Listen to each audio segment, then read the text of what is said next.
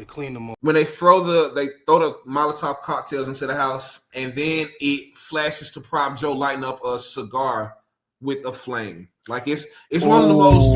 I never put that together. That's crazy. It is one of the most beautiful transitions.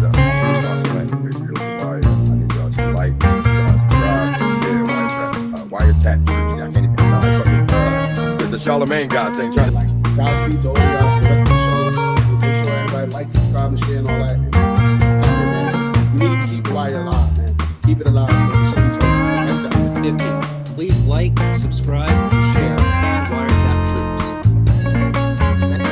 Truths. So please subscribe, share, like, share, subscribe, retweet, whatever you got to do. Get this platform out there. Wiretapped Truths. For the Instagram pages.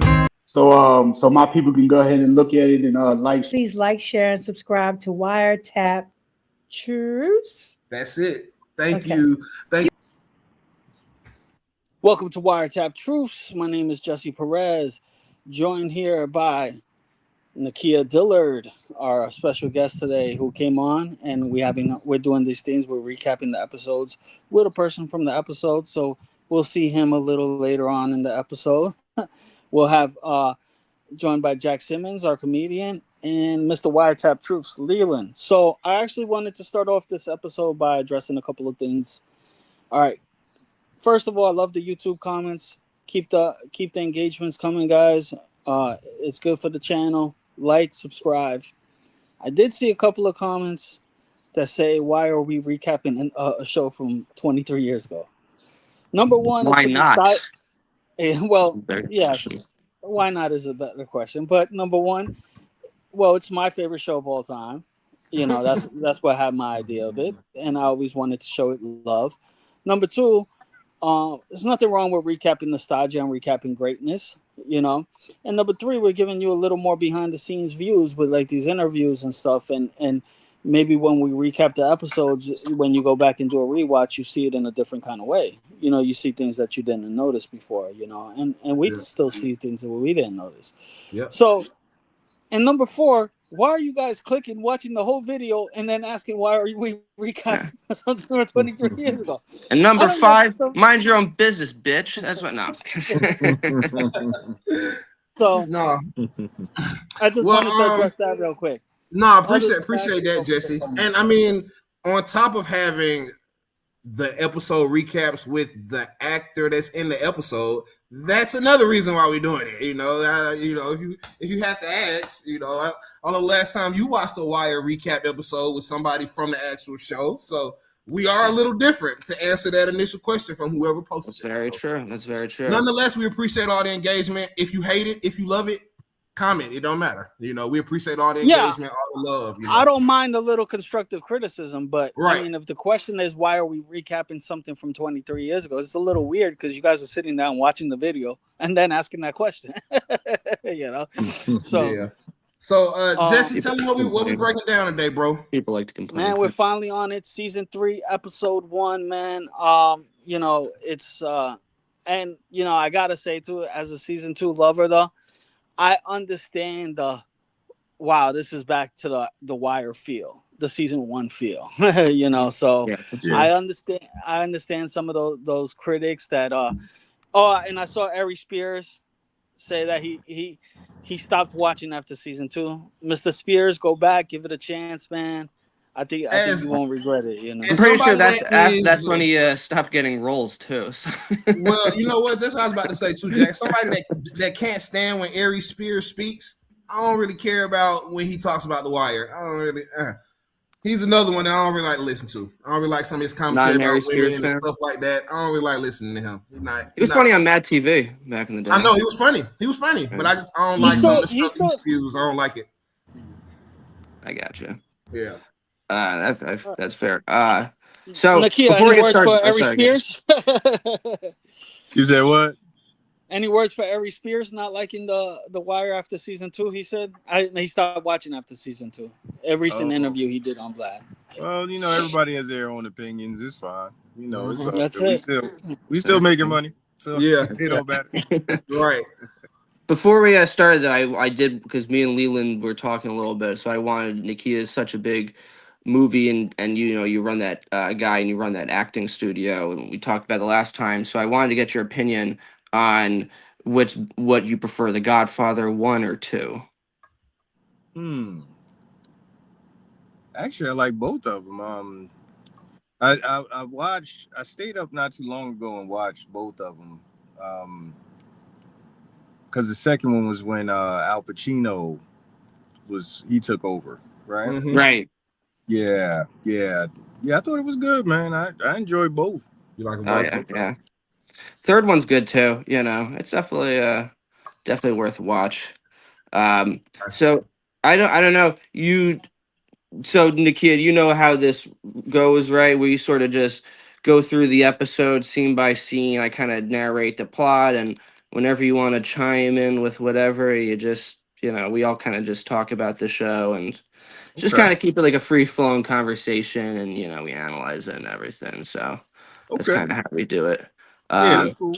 Let's do it, Jack. Let's open it up, my guy. Begin season 3.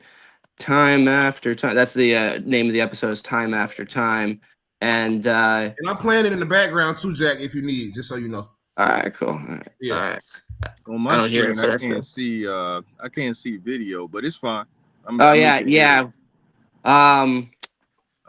Yeah, we kind of just talk about it as we're going through it. Yeah, it's on my tablet, Nakia. I got it playing on my tablet, not on the interview. I got it playing on my tablet. Yeah. Okay, cool. Okay. Yeah. So essentially, like, this kind of starts off with the Bodhi and Poot. That's kind of how we begin the season, which is nice because I feel like it's very much a response. I mean, the main criticism of season 2, right, was that there was less focus on the Barksdale organization. So I think having it open up with them was like kind of like a deliberate choice, like almost like a response to that criticism, by showing like, all right, guys, we heard your fucking, you know, what you had to say. We got it. We're gonna start off, you know, to show them like, no, this is about the Barksdale. We're going back to the business here. Yeah.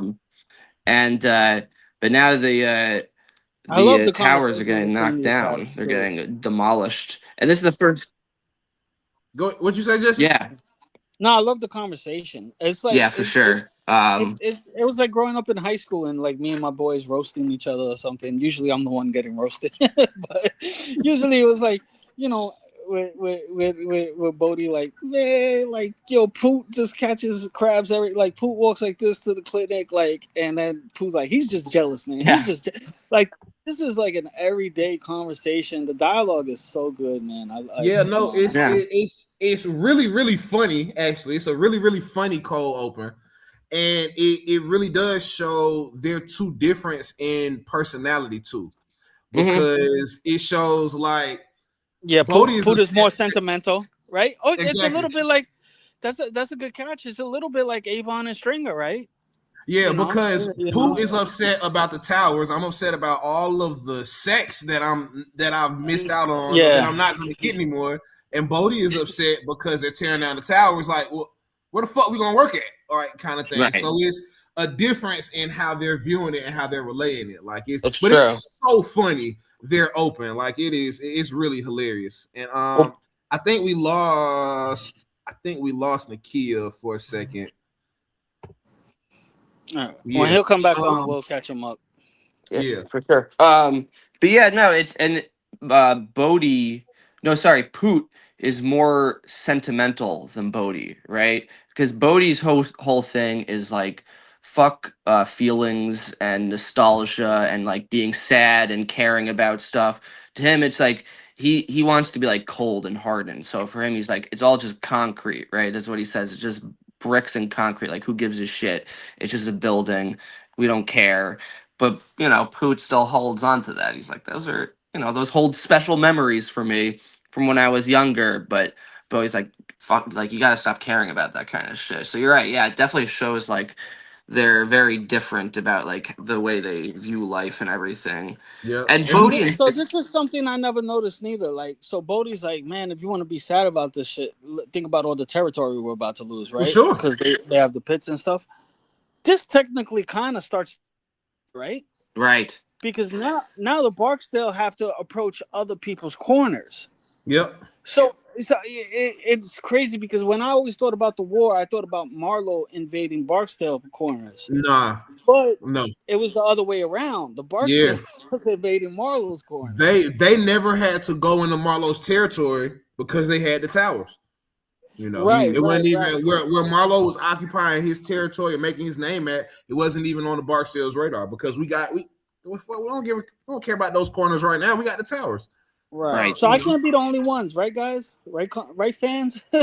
I can't be the only one on this that was confused about this at first. So I was like, oh, okay. And tell, if you can, Jesse, tell Nakia to hit the link again. I'm gonna kick him from the studio and then have him re-add it. Yeah. So yeah, and definitely show. And you know what? Also is like, there's a lot of conversations in this episode that are not related to like work or the plot, which I like because it shows the different that they're layered, you know, and that they're real people. It feels more like real life, just people shooting the shit about stuff. You know, this is like a time we see them when they're not slinging drugs or hurting people. They're just like hanging out. It definitely, like you said, it reminds me a lot of season 1 when they're on the couch and they're having all those conversations and everything. So it brings you back to there. And then we also are introduced to Mayor Clarence Royce. Yep, it's his introduction. Yep. Oh yeah, and he's played by the actor Glenn Turman, who's like, so that was kind of like a big name get, you know. I mean, he's not like a huge movie star, but he's been like a character actor in a lot we He's well known. I mean, we know his face. We knew his face even back then, you know. There's a movie he starred in. Clarence Royce. Also, too, Jack, just a funny thing that Poot said. He said, "Hey man, ain't no bad pussy, fool." You know, like that shit was funny. You know, he was clowning. Oh yeah. Even though he had to go get his, you know, you gotta go to the clinic every now and then. Gotta get a clinic because he's burning down there. Yeah, and you know, the mayor's like, he's an interesting character. He's kind of a scumbag later on, as we see. Oh yeah, for sure. But yeah, so you know, this is the first time we see Clarence Royce, and they're demolishing the towers, and he's making like a speech saying like, this is all the memories of all the drug trafficking and it's all gonna go away, as if like blowing up the building is somehow gonna we're all gonna get rid of all the crime, like everything's gonna change now. Yeah. What is symbolic of too, Jack, is when they blow down the building and the building collapses and then all the dust spreads to the city. It's symbolic of the crime that's going to be over the city now that we don't have these towers anymore. Like, that's what that is supposed to represent. When the dust in everybody's face and it's looking crazy, and then it goes into the intro and you see the city with all of the dust, it's kind of brown kind of thing. It's the towers being shut down is now going to cast all of this crime into the inner city. We're going to spread it out into the inner city. So that's like, it's a beautiful open, and it's one of the few opens where the epilogue is in the opening too, because Bodhi says, no matter how many times you get burnt, you still keep doing the same. That's a deep quote, and it kind of represents a common theme throughout the show, as people just keep making the same mistakes, nothing changes. But that's a really interesting like observation. I had like a slightly different take on it, where how did you take it?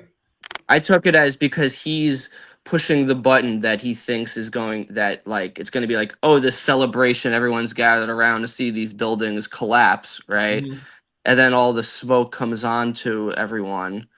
I took it as like, well, those are the unintended consequences of his actions. Like, the mayor caused that, and now all this shit is causing everyone who they thought was going to be like, oh, this is going to be a great idea. Now they're all like covering their faces and they're coughing and everything, and it's like, the mayor's in over his head. He didn't expect to have his those results, just like he thinks he's doing a good thing, but he doesn't realize this is going to cause. That's interesting. That's both really good takes. Yeah, on that. Oh, thank you. Yeah, you know, it's a great opening. I don't know. How do you think they staged that, Nakia? Like, with the building getting collapsed, like how did they do that for the film? Like, did they Got to they be use some like type of CGI? computer Like, I don't understand generated or that. something.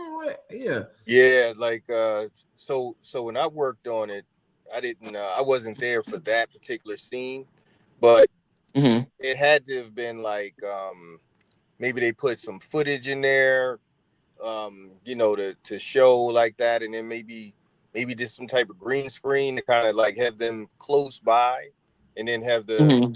the makeup. I mean, like not makeup, but Damn, we lost him. Because I always wondered that too, Jack. Like, how did they simulate that building? Because it does look it doesn't look necessarily like real necessarily, but it does kind of look real, kind of thing. Like, I always wondered how they did that on that scene. Like, you said what? I said I always wonder how they did that on that scene because it looks real, kind of, but then it kind of looks simulated. Like I was never sure how they got that to simulate that building being blown down like that. Yeah. They probably took some footage because I'm sure because just like in Philly, they knocked down a lot of those high rises. So they could have had it where they just had footage and maybe just use some of that to make it look like they were right there, put them all with the green screen and all of that. Interesting. Yeah, it's a great, and you know what, Jack, I never thought about them opening with Bodie and Poot and the towers as a response to the season 2 backlash. That makes a lot of fucking sense, actually. Like, hey, y'all, look, this is what season 3 is going to be like, just to give y'all the tone setter. This is what to expect. Right. You're going to see the towers. You're going to see the aftermath of the towers being torn down. Like, we heard you kind of thing. Like that. That's a very, very, very good catch, Jack. I've never thought about that like that. Damn. Interesting. I don't know how much exactly. I don't know how much it was a response rather than just David Simon's plan. Yeah. And although like maybe, yeah. What's that? He said he thought he's thinking maybe it was planned. If David Simon had the Wire 5 seasons in his head before they shot every season, then he already knew, hey, season 1 is the projects, season 2 is the docs, season 3 is gonna be geared towards Amsterdam and politics. Yeah. If he already knew the main theme of each season, which some people have said he knew already. He knew everything. I think he did. Yeah. I think he did too. Yeah. That's why he only did 5. Like he said that was it. That was enough. Yeah, he didn't want to continue it going. Nakia, you know what's weird about that? On IMDb, on the trivia section, it says that there was talks about a season 6 in the Latino community, and they decided to put brakes on it. But then I hear everybody else say nope, he wanted the 5 and done. So I don't know where that trivia came from. Yeah, I don't know. I mean, I actually was at an event where he was, and he was talking about it because people were like, "Hey, we want more of the Wire," and he was like, "Nah." He's like, 5 is enough. Damn. I created it so that it could create conversation, and hopefully create some solution to it. So that was what his idea was, versus just continuing and keeping it going.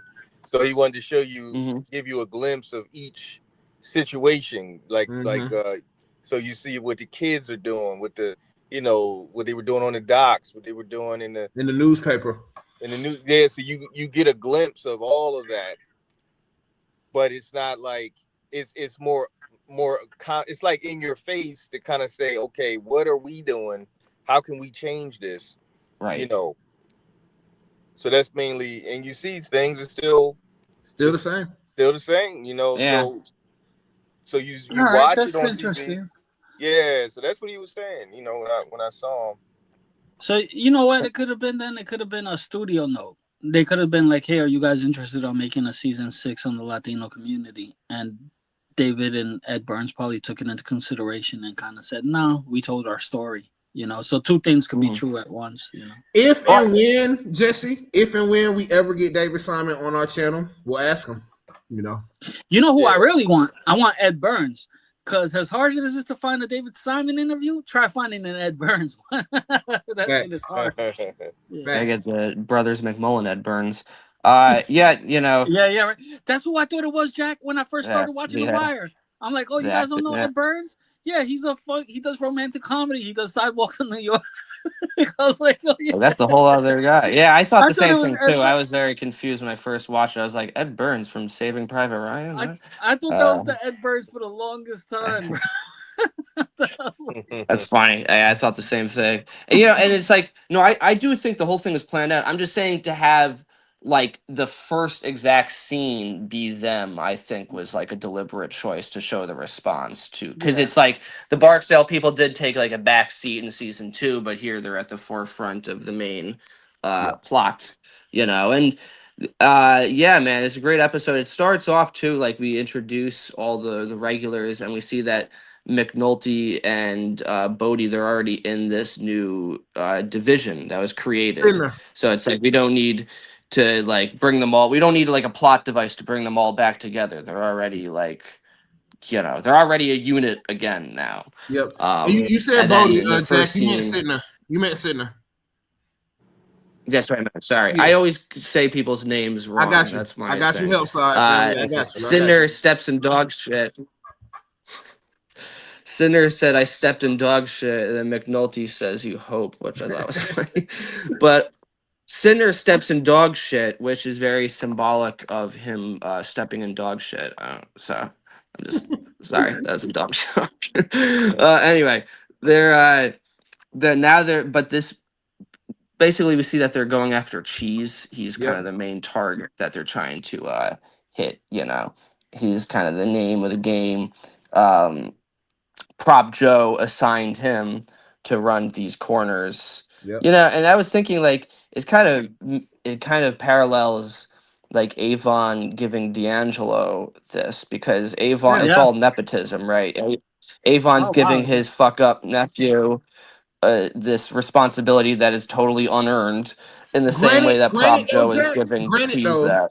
Cheese and D'Angelo, Cheese is made for the game. D'Angelo didn't want to be in the game. Like, well, so no, wait. Cheese doesn't have the corner yet. They want Cheese to have the corner, right? No, they want to. He's got corners. No, he's got corners. They want to take down Drac. He didn't have the one corner that they end up giving to the other nephew. But Cheese is definitely a loop. He's like Prop Joe's second in command. Like, so he's not at the bottom of the totem pole. He's at the top. So the other corner, Drac.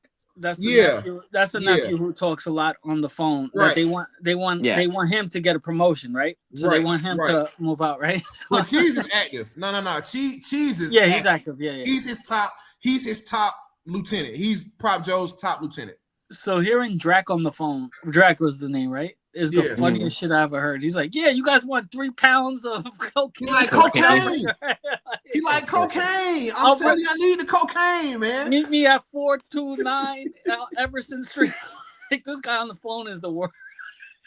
Oh yeah. And I think too, Jesse, and I don't know how much. Shout out to our esteemed writer who we interviewed, Joy. I never want to butcher her last name, Joy Ketchen. I don't know how much she wrote on season 3, but season 3 is funny. It's not. I don't think it's as funny as season 2, but it's funny as hell. I think she only did an episode of season 3. Okay, yeah. Shout out to Joy.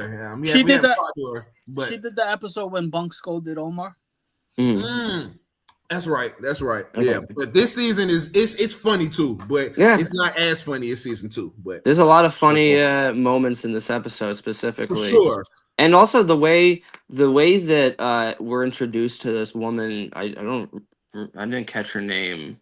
The woman who's basically like their secretary, who's like organizes stuff for Freeman and the people. What is her name? The heavy set lady. Yeah, I never caught her name. What is her name? I thought it was Denise or something. I don't remember. You know who we're talking about? The woman that they get to work for them. Yeah, she's part of the unit too.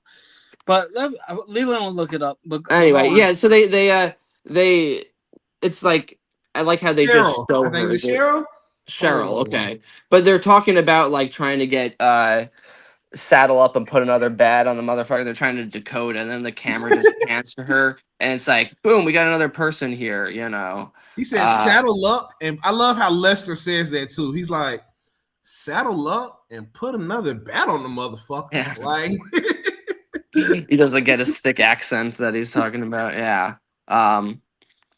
And yeah, everyone's like kind of back in the game, and McNulty and Sidner are watching like not Cheese, but the other nephew, Drac, I think. Yeah, Drac, and he's handing off drugs, and they're playing that song "Into Club" by 50 Cent, which was takes like you back, nostalgia moment. That was like that brought me back right to my childhood when that was on every radio station.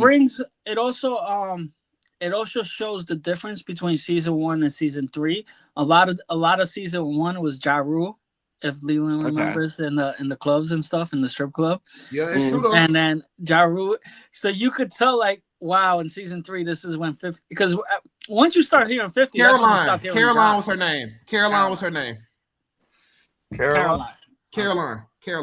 That's I was gonna say they had two Cheryls on the same show. Yeah, no. I knew it was with a C. Caroline. Yeah. Are you talking about the one that was she was in the wiretap room? Yep. Yeah. Oh, you talking about Joylette Harris?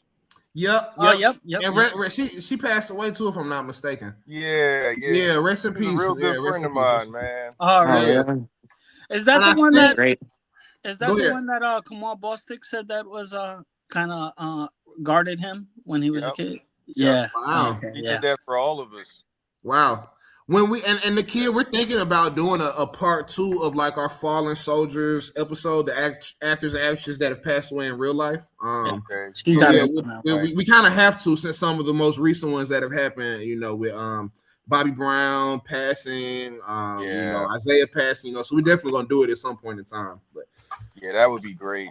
Yeah, they put a lot, they gave a lot to the show, and even for us, for Philly, because it was Joylette Harris, it was Brian Anthony Wilson, it was Kamal Bostic Smith, it was because Kamal was on the very first episode, and Joy and I, we both came on the third season, and Brian, he's been on it since the first. He's been throughout, since the first season, and Chris Mann. I'm not sure if you guys got Chris Mann on. Who's Chris? What is his character? Oh man, Chris Mann, Nakia? Yeah, Chris Mann. I can't think of his character right off the bat. But he's a good friend of mine too. He's friends with me, Kamal, Brian. Tony Gray. Tony Gray, yeah. Oh wow! Oh Tony shit! Gray. You gotta tell him we want him on the show, Nakia. Yeah, I'm gonna hit him up. Damn. Who else y'all want to get on here? Hey, anybody. We take anybody. Anybody that's part of to do with the greatest show ever. Nakia, I don't know if you the duck from season 2. I don't know if you know Miss Donna's daughter, Nakia, Miss Donna Adrian Gibson. I'm not sure. Her daughter was in season 1 when Poot called after they killed Wallace, and he asked the girl, he's like, hey, call and say that there is an animal in that house. It's a taller girl, and she uses a payphone. We lost him again. There we go. I think it's just a service. I think where he's at.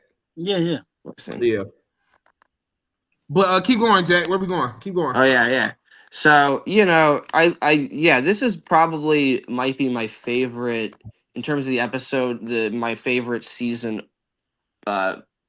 first episode, a season opener, right? Because it does a great job of just showing everybody where they're at now. Setting the tone. Yeah, exactly. It does a great job of setting the tone because in the very next scene now we have Herc and Carver, and Carver is kind of the man now. He's calling the shots in the Western District. He's drawing up the plan. He's telling everybody where to go. And this is the scene with Nakia, right? Yep. Yes, it's perfect timing. Yeah, I'm waiting for. It looks like he's dialing in. He's coming in. It's funny that they have like they're doing the game plan on the dirt, similar to what Omar did. Yeah. With so. And the way they draw it up, it just reminds me of like football plays because it's all with like X's and O. You know what I mean? It really is like a. You're right. It's very similar, just like drawing it up, and wow, we have his very scene here, and you know, Herc takes the alley to cut up, and he says, "So me and Truck go up the wrong way on Stricker Street," and Herc says, "We got a badge, and we're doing the same thing over." So they're trying to catch these guys that are working for Prop Joe / Cheese. They're in the Western District, right? But wait, no, they're going after more of the targets from like Prop Joe's territory, right? Well, I don't know if it necessarily establishes what crew that they are chasing at the moment, like who is responsible for the corners. I don't think it never goes into that portion of it. But Prop Joe is East Side, so it might not be his corners if they're in the Western District. It's probably not Prop Joe's people, but it doesn't establish, hey, which corner are they working on right now? Like it don't.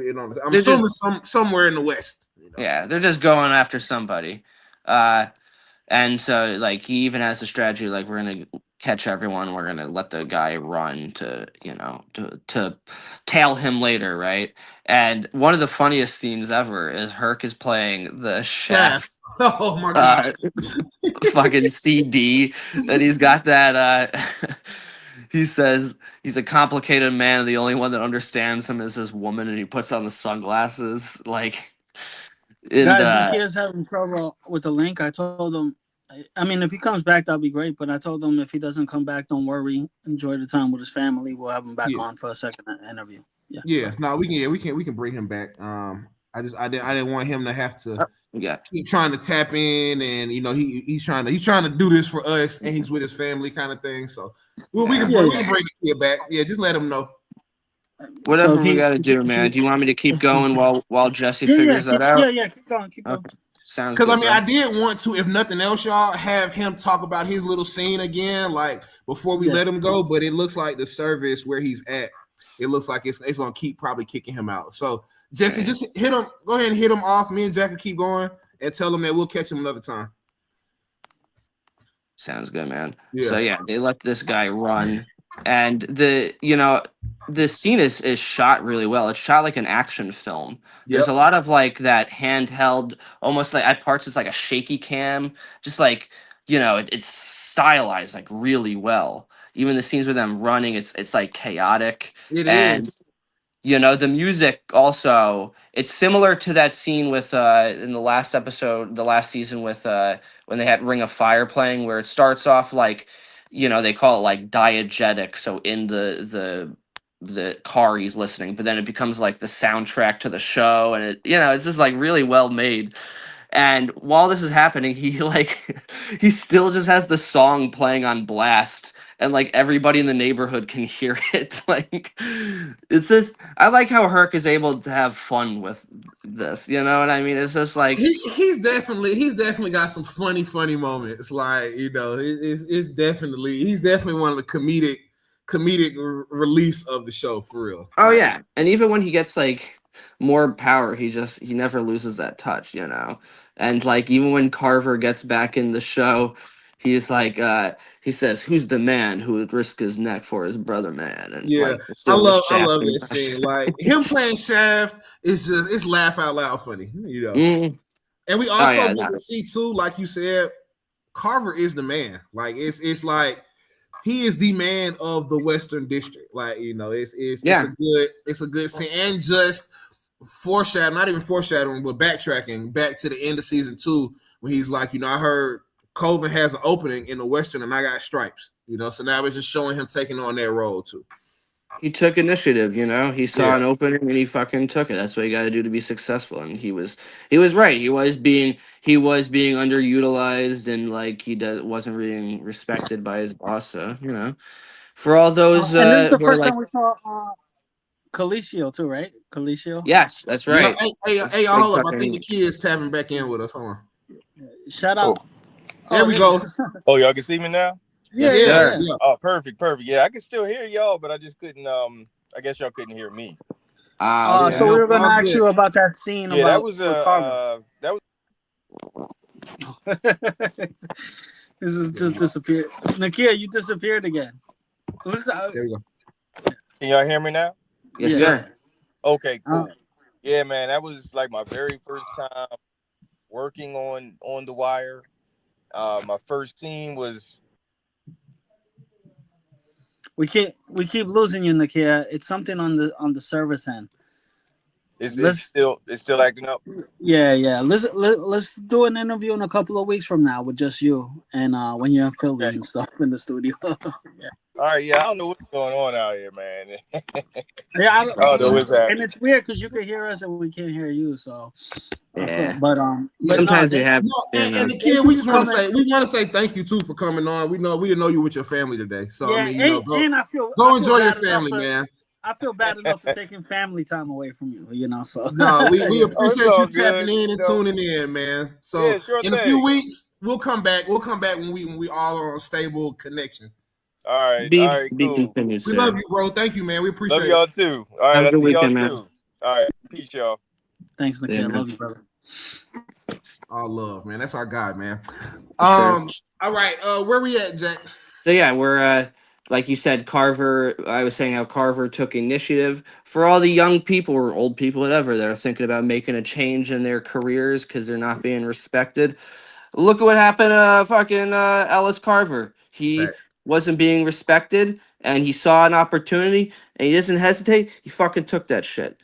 So there you go. Shout out to Billy Bush Colicchio. Well, I can't pronounce his name. Colicchio. I've been in contact with him. He said we're gonna burn the internet down when I'm on that podcast. Yeah. That shit, whenever he comes on, bro, that interview is gonna be crazy. I already got some ideas for like the thumbnail I want to use with him and everything, bro. Like, shout out to Bob Sport for the introduction. He was like, man, that's gonna be dope. He's like, we're gonna burn the internet down. You know, he's a war vet. You know that, right? No, I didn't know that. Dang. Yeah. Appreciate your service there. Wow. Yeah, let's do that. So this intensity, it might be really carried on. It might be a little bit in real life. That's awesome. Yeah, no, that's gonna be dope. As one of the most hated characters to interview him, I bet he's the nicest guy you ever met, like kind of thing. Like, yeah, for sure. Yeah, man. So the guy that ran away from all these people, and Carver gets on a fucking on the roof of a car and does like a whole like warrior speech, like he's like if we find you, we will beat you harder than you beat your own dick, and he's like, you don't get to win, we do. It's So, I'm gonna speak for Nakia on this one because he said it on the interview with us. He said when he saw Carver do this scene, he was like in awe of the acting. He was like, wow, that's pretty cool. I mean, he does a great, because there's so much intensity here, and it's a little bit of Denzel Training Day, right? Yeah, exactly. Yeah, that's true. Because he's like making an announcement, just like, you better fucking come out. You better come back. We're gonna beat the fuck out of you. And it's like I said, he really is the man here.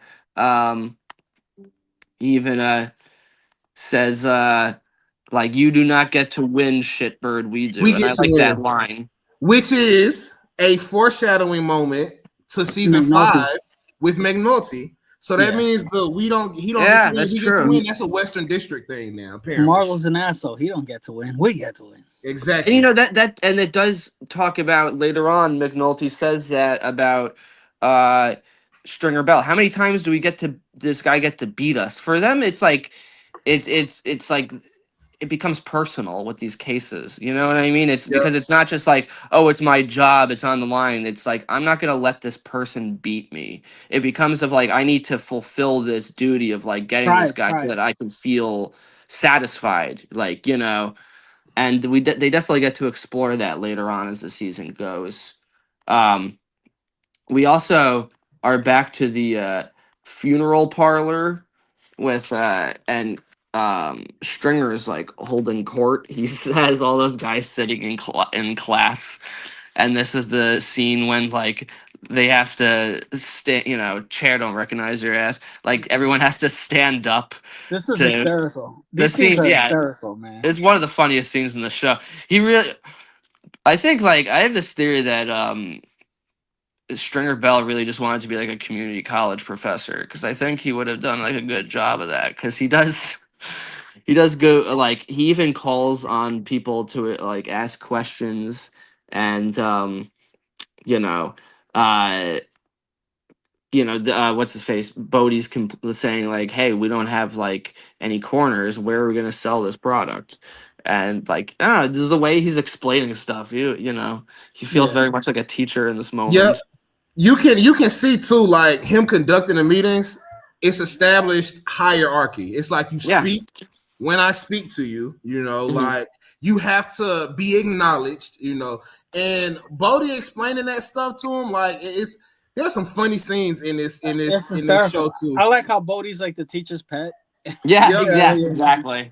And then you get Poop. As soon as Poop say anything, it's like, man, shut your stupid ass up. It's different. And shout out to Malik Poop Carr, who we interviewed, as well as Mr. William Perry in this scene. So we've interviewed three people in this episode already that have been shown in this scene. We've interviewed 3 people already. So that's pretty cool. The best line though, the funniest line is when Poot says like, do you think we're gonna look like some bitches? And he's like, I will punk your ass. And then the guy says like, whoa, String, you did have the chair. He said, man, this is stupid. That scene was so fun because he was expecting like Stringer to be like, oh yeah, you're right. Like I didn't. Well, the way he asked that, Jack, he's really confused. He's like, does the chair know we're gonna look like some punk ass bitches out there or no? Like, do you know how we gonna look? He was setting him up too. He's like, oh yeah. He's like that. He's so stupid to have the floor. Yeah. He hits the microphone off the podium, just fucking out, like just so angry. Also, too, in that scene, Stringer giving them like a breakdown of, hey y'all, our profit went up 8-9%, but they don't care about that shit. Like you giving them a masterclass on profit and stuff, they don't care about that. And we get the introduction to a legendary character in The Wire in Slim Charles. This is our first time seeing Slim Charles on film, and we can also see by his opening lines, his first few lines, this is somebody his stature is big in person, but the way he speaks, it's very clear, it's very direct, and it's very well thought out. We can see already, like in his first couple lines, like, well, who is this? Like, kind of thing. Like, who is this character that's so well thought out and well spoken in the dope game? Who is this kind of thing? So I don't know if you reached out to Slim Charles, Jesse, but I would love to have Slim Charles on. Like if we ever can make contact with him. Like we have. He hasn't got him back to us yet. Yeah. But yeah, just this great scene. I love that scene too. Like, shout out to our guy, Mr. William Perry too, man. Haven't talked to him in a minute, but shout out to our guy, man. He's a good dude. Great dude. So like the whole thing of, like you said, he's establishing like hierarchy and like, hey, you can only speak when I speak to you. And then you're right, they don't care about profit because they also have like a reasonable concern. They're just like, I don't want to get my ass kicked. Right. Like, you're kind of leaving us to dry here if we don't have territory. Like, you're not the one who's getting your ass kicked. We're going to be the ones that are going to have to face the brunt of this. And you know what? Yeah, that's a great point because for Stringer, where did you get William from? What did I say, William? I mean, I'll call him Mr. Perry. What's his first name? Perry Blackman. Perry's his first name. I'm tripping. William Perry was a football player, I think. That's my fault, Mr. Perry. I know I called him Creating Mr. Perry, but I was thinking William Perry. But Perry is his first name. But so with Stringer essentially like telling them, hey, look, all we're gonna do is we're gonna eliminate all the gangster shit, and we're just gonna go talk to the corners, and they're just gonna take our package. Like it's him not being realistic about the game. Like that part of it, that kind of blew me too. Like, so you just, and even Slim, he asked, he's like, what if they don't take our re-up kind of thing? And he's like, well, I'll worry about that when it happens. It's like he's not even thinking like that they're not gonna happen. Agree with them. Yeah, like that part of it, he wasn't realistic in that instance. You know what's funny too? Like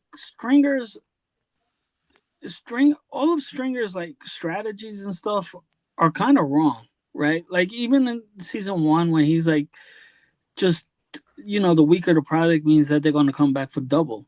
No, they're going to cross over to the east side and then try to get the product, you know. At that moment in season 1, he didn't have a bunch of them traveling over to the east side. It wasn't until season 2 where it was like, okay, well, we're losing customers kind of thing. And I think when Avon was locked up and they had to go to Atlanta and get the product from Atlanta, I think that was even weaker than the stuff that was in season 1 kind of thing. Yeah. Because he said it was really stepped on and stuff like that. But in season 1, we didn't really see a lot of them losing customers necessarily and going across the line to the east side. That was season 2 for sure. But you know, and Poot's question of like, does the chair recognize we're gonna look like some punk ass bitches? Like, this is actually a legit legit complaint. It is. So you want us to go beg these drug dealers to work with us kind of thing instead of going to just take their territory? Like, I get it. I get what Stringer's thinking too. Like, well, the less violence, the less problems. But they don't think logically like that. They don't think like that. In the reality of it, hey, Mr. Dope Dealer, hey, we want to come work on your corner, and can you take our product? You know, is that okay? That's the reality of what Stringer's expecting them to do, kind of thing. Mm-hmm. Go and sit down in the lake trout shop and ask them, hey, will y'all buy from us instead of who you buying from? That's the reality of what Stringer's asking them. Right. And like with this, like I said, they're all, like Jesse said, it is a legitimate concern too, because like, you know, if they get their asses kicked, you know, no one wants to do that, and you're right, they're not going to listen to logic and reason. Stringer, you know, all these theories are right in theory. Like all these ideas he has are right in theory. The idea of like, well, less bodies means less police, which means more money. It's like, it makes sense, right? But that's not the way that this is played in real life, where people don't really listen to that logic. For a lot of people on the streets, it's all about like ego and being macho and like, I'm in command. They're not going to take a back seat and just collect more money that they don't give a shit about. It's more about their name and their reputation and everything. Yep. And we see some of that in the next episode when they are going to talk to the dealers, you know, and they're sitting there. I think Shamrock sits down with somebody. And I think who else? There's somebody else. I think his name is Tank. Well, he don't really have a lot of lines, but he sits down with somebody. Yeah, it's like, hey, you know, we want to come over and, you know, we want to buy from us with this new product. And some of the dealers are interested, like the one that Shamrock is talking to, he's listening. And then the one that Tank is talking to, he's like, well, what the fuck that got to do with me? Like, you know, I don't really. What you mean you coming into my corners? You know, kind of thing. And then they send Bodie to go talk to Marlo. And we see how that went, you know, kind of thing. Like, you know. Yeah, no, it's true. It does have some effect in theory, but yeah, this is where what's his face? Stringer's like establishing what he's trying to do, and in a way, it is a continuation of season 2 because they're facing the same problems they had before. Mm-hmm. They're still not making enough money. We also see that, like Stringer, the Barksdale organization has hit kind of a roadblock because they're not able to get they're not able to hit their main target, which is cheese, and any sort of street level, anything real conversation isn't going to be done over the phone. It's going to be done inside of a room or inside. We can see that that the phone etiquette with Prop Joe and his crew is top tier too. Because they've been on cheese for 3 months and they ain't even heard his voice yet. And it makes sense because Prop Joe is a smart motherfucker and he's very careful, which is how he's been so successful over the years. Didn't Prop Joe teach Marlo the phone thing? Didn't Prop Joe tell Marlo? So they were using burners, and then Prop Joe told Marlo, he was kind of like, hey, look, if you look at this evidence, because I guess Prop Joe was tapped in through Levy, he was able to get court papers, grand jury case stuff and shit like that. So he was able to look at case, even though the case on Stringer was open to the public after you're dead and they process you. That's what he told Marlo. He was like, you can see Stringer was switching his phone every hour on the hour and they still plucked this number out the air. He was like, you need to get off them phones, son. You know, and then that's when Marlo and Chris threw him out the window. Yeah. No, Prop Joe's very smart in this, in the game, you know, and he's very careful. And you could see the frustration because it's now nighttime at this office, and Man, they said, he said, McNulty "Well, you is look like exhausted. shit." Yeah, he does. He's got all this suit and all this stuff on him. He looks like he's been fucking sweeping a chimney. He said he's been in there since dawn, so at least 12 hours. You've been in there for at least 12 hours in that vacant. I know you smell McNulty. You got to. Yeah. Okay. They're dressed for success, as he says, you know. And he also says, too, this is another note I took. Like, if they can't tie them to anything on that phone, then it is a hard battle. He says, I watched that motherfucker Cheese take re-ups and move weight all day, and not once did he go near a phone.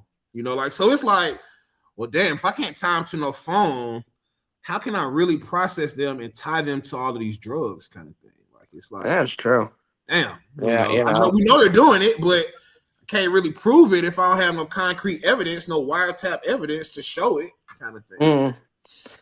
No, yeah, they're hitting a roadblock, you know, and they know that it's going to be like really hard to get more manpower and more utilities, and because it's always difficult going to Burrell.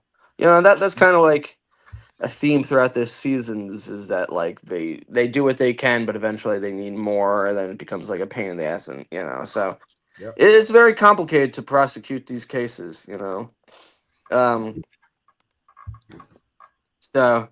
But McNulty is really frustrated too because he's seeing like we can't end the case now. Yeah, you know, Daniels is saying like, no, let's just.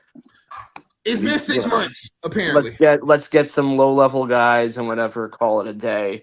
But again, McNulty's looking at this in the way of like, I can't let this guy beat me. You know, it's all you know, and he's personalized the case. Prop Joe kind of beat them then, right? He did. Down.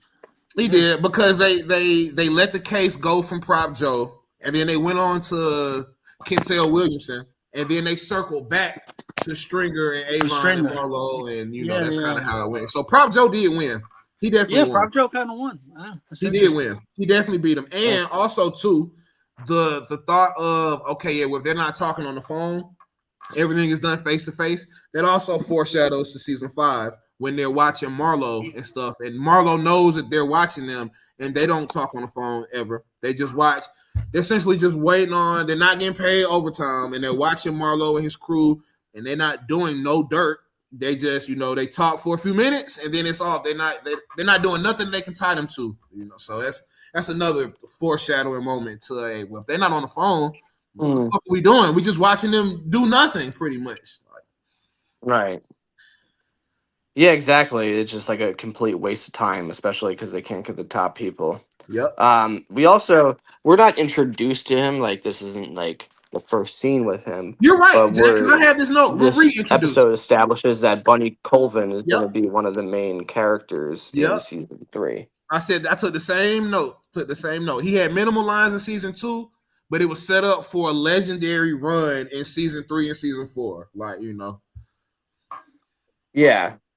Yeah, exactly. He was introduced then, but now in this scene, it shows he's going to be one of the top characters, and he's one of the most interesting characters. You know, he's like a lot like if McNulty became Major. You know, they're very similar in their approach to policing and their philosophy about policing, and he's somewhat a slight comparison.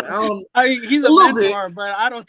You always give McNulty credit. Well, no, I get what Jackie's saying because I know he's his mentor, but I don't think he would be. I don't think it's him. Think about it. Definitely. Yeah. Why not though? Think about season 5 and season 3.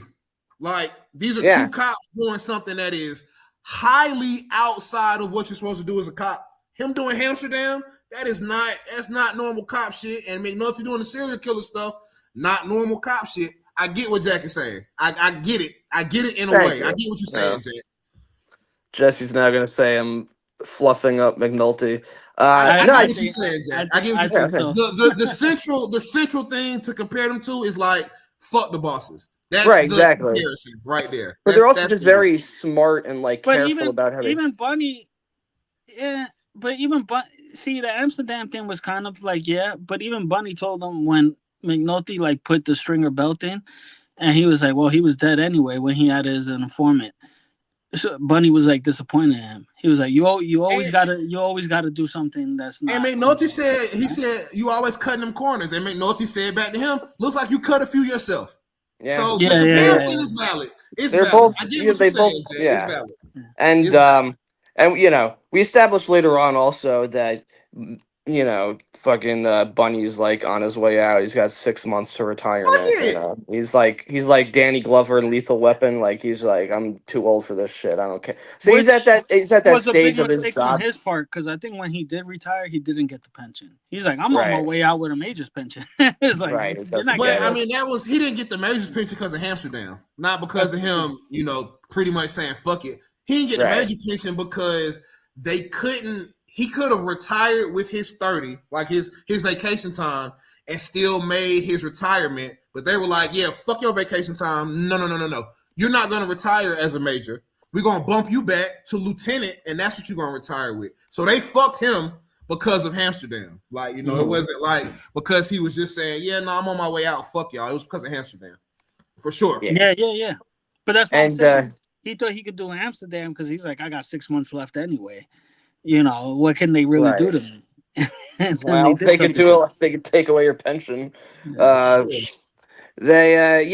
like I was also making the comparison because the scene with like the compass, it's like they're both very fundamental cops, and Bunny and McNulty, and Bunny passes that knowledge down to Carver later on, and he kind of treats Carver as a protege. I love that scene, Jay. It's one of my favorite scenes in season 3. That was so funny. Especially the scene like when he's asking them, he's like, "Where's North?" And that guy points up. Is like one of the because what's so funny is like it's such a dumb thing, but there's so many people. I bet you if you asked them that question, that would do the same exact thing. Like.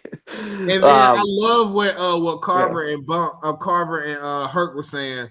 Like Colvin's been telling that for as long as y'all have been breathing air. And then Carver says, my feet are facing west and my dick is pointing southwest. Like I love that little scene. And then her talking to the little kid about about my foot finding your ass. Like that's a funny scene. Those are but Bunny's like, what did you guys learn? What we do with the Eastern District?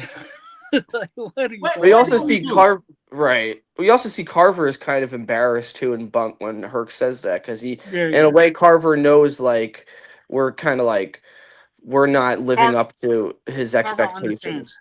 Yeah, exactly. He's like a note too, y'all. Later in the episode, it's another scene where they're asking Colvin is asking them like, okay, what's the charge? And they're like, I think Colisio is like loitering, kind of thing. Loitering. Colvin's like, man, fuck, what are y'all doing, bro? What are these charges? Like, where are the legit charges at, kind of thing? Right. He's like, he says it too. He's like, loitering, like, come on, bro, kind of thing. So, loitering. It's not even a fucking. It's just hanging out, and when essentially when you think about it, that's all that is. But also they say like he's been learning this 6 months, so it's like I'm guessing this has been like a year since season 2 ended. I'm trying to like put the timeline. I'm guessing it's like summer. I don't know. I put that together from the way people are dressed. Where'd you get 6 months from, Jack? Where'd you put it? It says like, oh wait, no, he says he's been doing that 6 years. Oh, okay, never mind. Yeah, he's been doing it for years. Yeah, but I'm trying to think of like when this. I always took this as summer season 3. I don't know why. Well, I guess you can match up the timeline based off of wherever season 2 ended, wherever you put that in your mind, wherever that ended at. It's been 6 months since then. Oh, really? Been chasing. They've been on. He said some of the phones. We've been on some of these phones for 6 months. It's interesting. So season 2 was like February, so it's like March, April, May, June, July. It's like July, August. That sounds about right. No, but season 2 ended in like springtime though, like March or April. I thought. Well, I don't think so because it was the winter time the whole time. Yeah, but not at the end of season 2. The weather starts to get nicer and it starts to become like springtime. They say that a couple times in season 2. Maybe it's beginning of March. Yeah, I'm not sure. Well, we'll figure that out some other time. But Yeah, so we're established that like Bunny is this like guy who legitimately like it's a great first scene with him because it shows that he's a real ass police. For He sure. cares about fundamentals. He doesn't care about this like macho man beating up people bullshit. Like he does, and so it's like yeah, it does a great job of like establishing this other cop in this district that we've never seen before. We never Yep. seen the Western District until That's true. I guess and. I think I brought this up in the previous episodes, but there was quite a bit of the Western District, right? From what I remember of We Own This City. There's a lot of scenes that took place in that, like, especially in that same hall room when, like, he's speaking to all those people. I feel like there's a lot from that show. But we'll have to look that up. Yeah, and it's funny that he mentions they were chasing a 14-year-old too. Like, that's what they brought him in Right. for. Oh, and also too, before we go to this next scene is a legendary introduction. Also, them saying "shitbird" is a shout out to Valchek. He said, "Where you at, shitbird? You in my house looking stupid." But that's a shout out to Valchek. The shitbird. Yeah, that makes sense. Valchek takes a back seat here in this season. We see him throughout. He has lines a few but, like, times, here and there. We see him with Carcetti a few times. Yeah. He's not a main character in this season.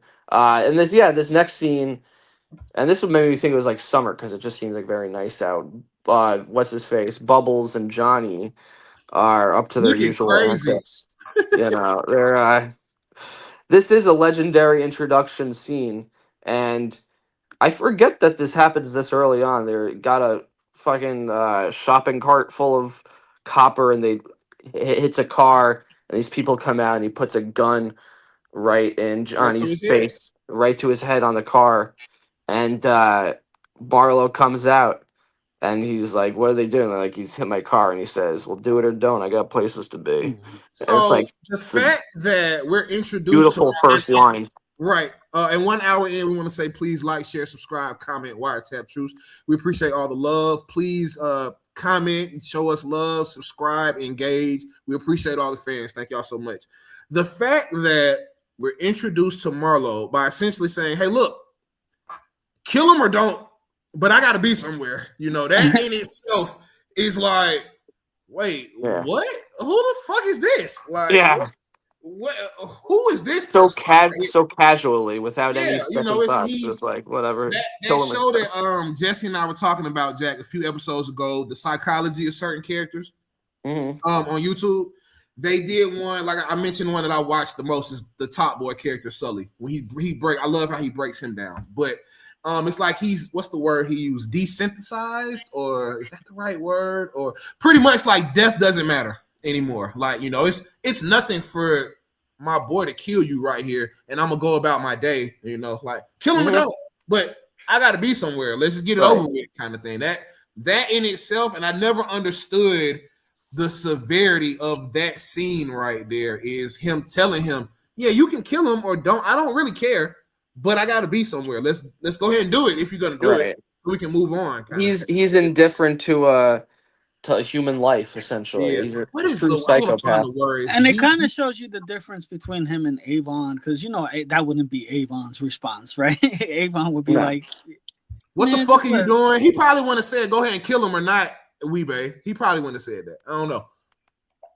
You would have just been like, "What are you doing? Like, this is a waste of time." What the fuck are you doing? He probably would have scolded him like he scolded the ref, but I don't think he would have. I don't think he would have killed him though. No. But Marlo, he's a true psychopath. Yeah, and it does. No regard for human life whatsoever. And I think while we establish, and we've talked about it, okay, why do fans like one organization more than the other? I think it is that little part of it right there. It's like, even though Avon and them did some heinous acts, it's like he still feels humanized somewhat. With Marlo, it's like, yeah, I'll kill anybody for any reason whatsoever, whenever I want to, like, kind of thing. I think that's the I mean, Avon knows who he is, and like when he lets Cutty go and he goes, "He's a man today." Like, don't take that manhood away from him. He's a man. I love that scene. And Marlo was never challenged and felt like he needed it back, except for Michael. Michael is the only person that stepped to Marlo and didn't ended up being dead. You know, like he would kill somebody because he thought they said something. You know? Right. You know, Marlo he didn't want confrontation or ever to be challenged. He didn't No. He had a dictator mindset, whereas Avon was willing to listen to other people and their perspectives and whatnot. Only people I could think of is the card people. They got the best of Marlo and never saw. Yeah, but they didn't challenge him in a way where it was stepping to him like the security guard. But they joked on him though. They did, but it was in it's cards. It ain't really like, okay, I need to kill. I know, but knowing Marlo's mentality. Right. Knowing Marlo's mentality. And he mentioned it, he kind of alluded to it. Hey, look, maybe if I get bored with losing, I'll send you in there to deal with him. You know, right. He did say that line right there is Marlo's character in one line. If I get bored with him, I just send you in there, Chris, to kill him. Yeah, but then I guess his distraction went to Omar too, so. Yeah. After that, he wasn't thinking about the card game. He was like, oh, no, this man put a gun in my head and stole the ring? Like, come on now. And Marlo seemed to like gambling. He seemed like a gambler. Because, he kept mentioning to Chris, like, we got to go to AC, Yeah, we got that's a great catch, too. Damn, he definitely was. Damn. Yeah. And he's a cold-blooded psychopath. But we don't even establish that he's the villain right away, which is good because it's like it leads that to later. It just establishes like this guy is a fucking psychotic dude.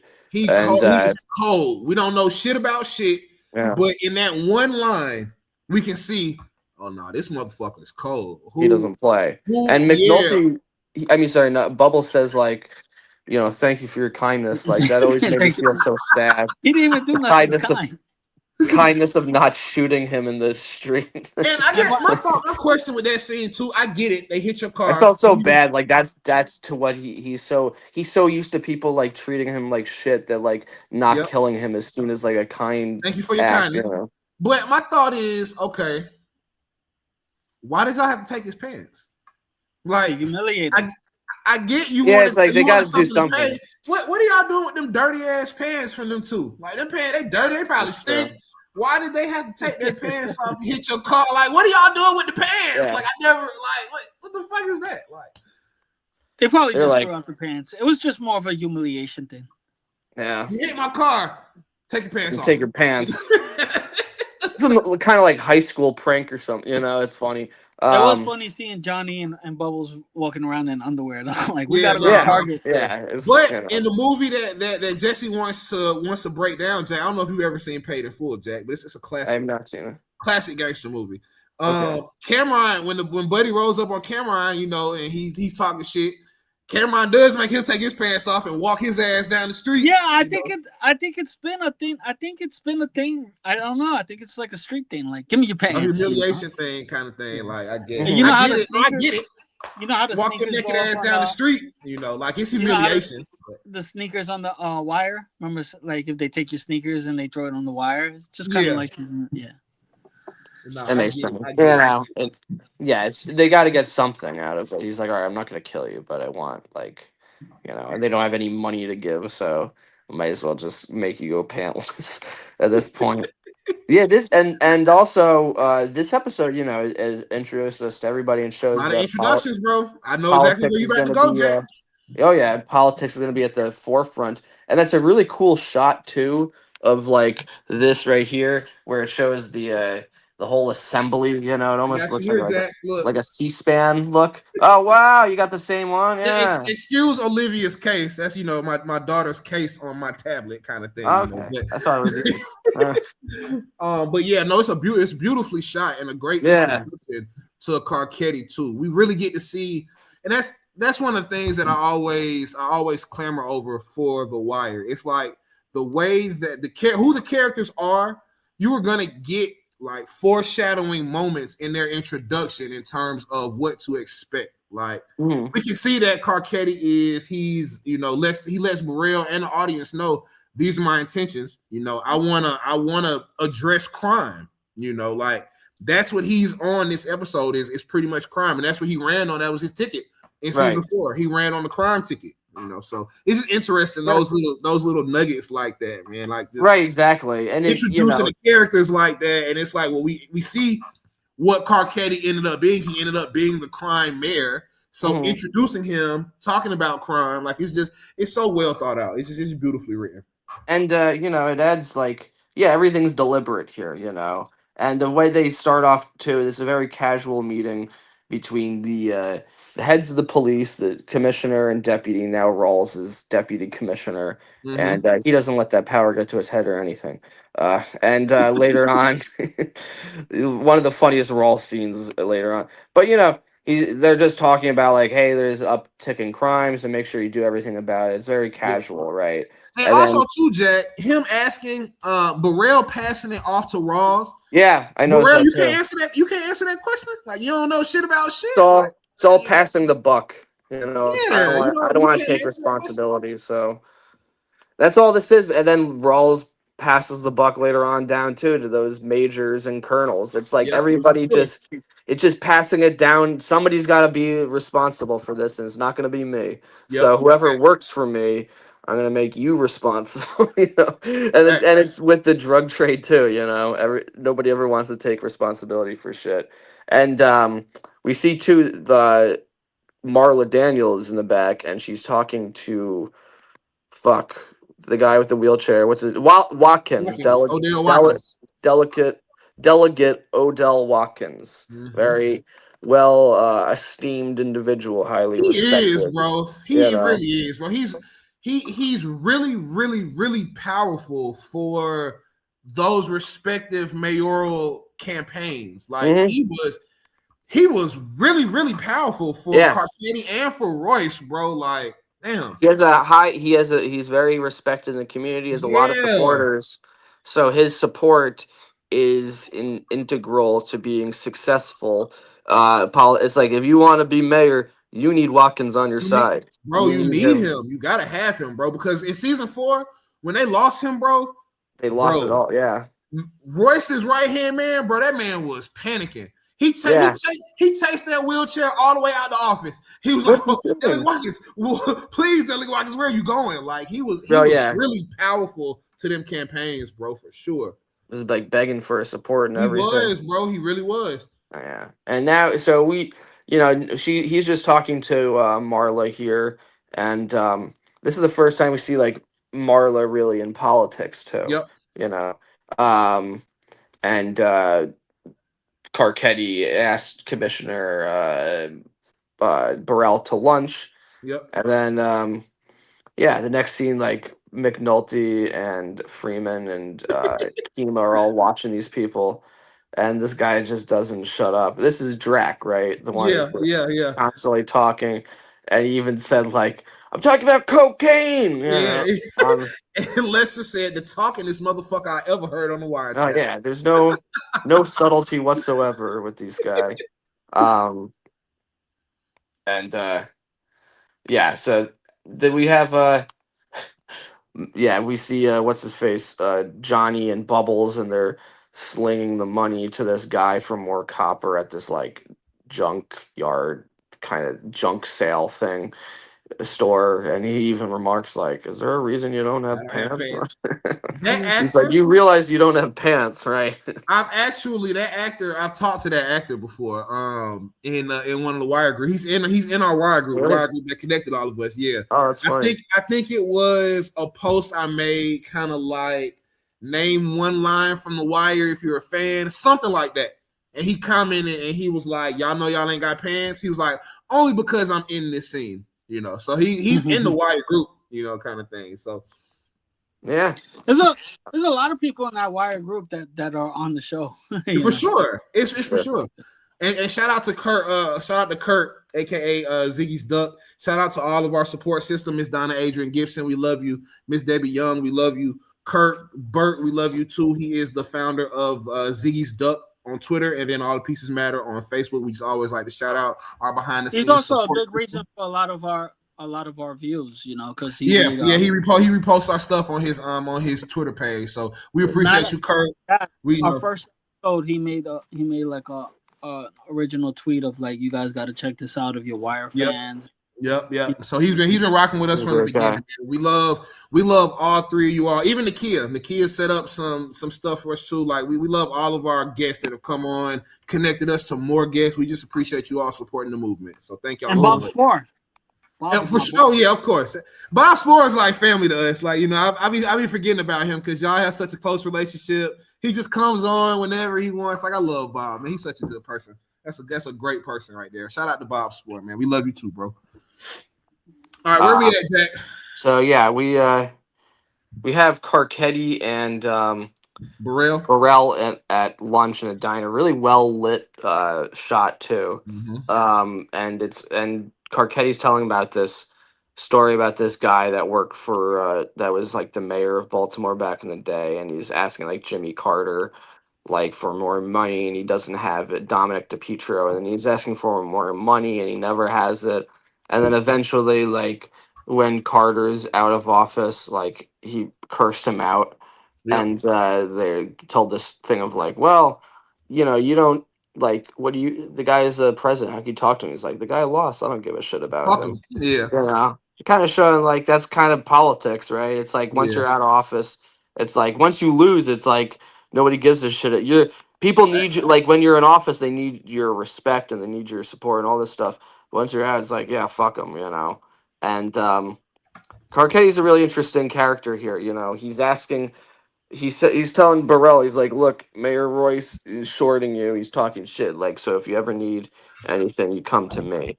And he's trying to establish like dominance here. He's like offering, because they have this little thing with the check where like at first Carcetti grabs like, I'm gonna pay for this, you know, if you ever need anything. And Burrell is like, no, dude, I know about chain of command.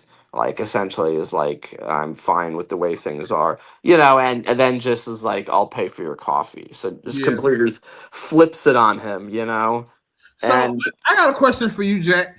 When Carcetti says that we're losing 10,000 to 12,000 residents a year, is he saying that they're moving from Baltimore? Yeah. What does he mean? Okay. To the counties and everything, and he's saying like the reason is because of crime, you know. Because of crime. Okay. And, got it. It's like, you know, this is like, yeah, he invited him to. We see that Carcetti has aspirations right off the bat because he's eating lunch with the police commissioner, but he's doing it because he wants him in his pocket. He's showing like, I'm gonna eventually push Burrell out of the way, you know. And him saying even you come to me when the mayor shorts you and stuff like that, like he's definitely establishing some sort of what's the right set of words? I don't want to say resilience to the mayor, but just challenging the mayor. You know, he's challenging what's been going on from the administration that's in office. Yeah. And later on, we could just talk about that scene right now just because it's like on topic. So like, yeah, later on, you know, Burrell, who's like a hack politician at this point, realized, and so it's like this lunch was like the breaking point. Carcetti tried to establish like a friendship, like a close relationship. Burrell essentially told him to go fuck himself. And then so later on, Carcetti is like, oh yeah, that's how you want to play? Well, I'm gonna call the media here and I'm going to like just I'm going to like yell at you guys and embarrass you and humiliate you. We see like what he's capable of, y'all. Like from that alone, we see like, oh shit, Carcetti is not playing around out here then. Right. Oh, okay, got it. Because he was killing him on camera, bro. He was like, what do two police lieutenants need to go to Miami for? Like he was killing him on camera. Oh yeah, he's like, I don't know, and you don't know, and the people of Baltimore sure as hell don't know. Like, he was doing a whole speech. Yeah, no, and it's like almost similar to. It's funny because he's like just hammering Burrell and Rawls. Meanwhile, Rawls is hammering all the majors and the colonels. So again, it's just like shit rolls downhill, just like piss. Like it's like everyone wants to just blame it on the person below them, you know, and they want power. They want somebody to yell at. They want power here. Yeah. And then later on, and like I'm just doing this in order in that plot theme, just because it's like easy to talk about that way. Like Burrell goes to Royce and is like, you got to get this guy off my ass. And then he's like, why is this guy, they're wondering, like, what does he care? He's like, this isn't even in his district to begin with. And then they realize, like, what, is he going to make a run at mayor, a white guy? They say, like, he's, like, practically see-through. He's like, and it's true. They're thinking, like, a white guy winning Baltimore? That's crazy. Yep, it's a foreshadowing moment for him to say, hey, it's two of them, actually. I'm glad you brought it up. We can talk about them both. So him saying, like, okay, is he going to take my chair? He couldn't be any more white.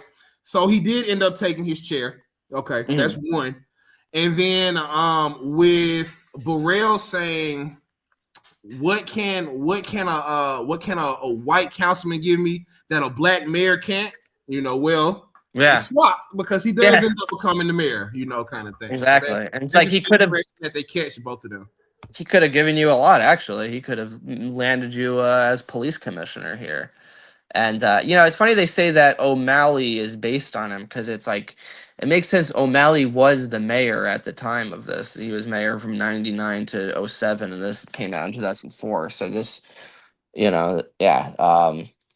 but yeah, so they say, well, like, if we need to get, Burrell's like, well, I need to get this guy off my back. And they're like, well, can you reduce felonies, like 4 to 5% drop in felonies? And then they say, like, realistically, you can get it to like 275 felonies, murders a year. We can reduce murders. Later on, I took this note too. It's like Rawls says like 275 murders a year. If Baltimore had New York's population, that would be 4,000 murders. 4,000 murders? Are you kidding me? That's fucking insane. That's insane, like, bro. And you know what, family? All right. Just in comparison to, we just wrapped up, we own the city. Just in comparison to the time gap in between. So it's like, okay, we're looking at about 275 to about 300 murders in what time? What year is this, Jesse or Jack? Do y'all know? This is 04.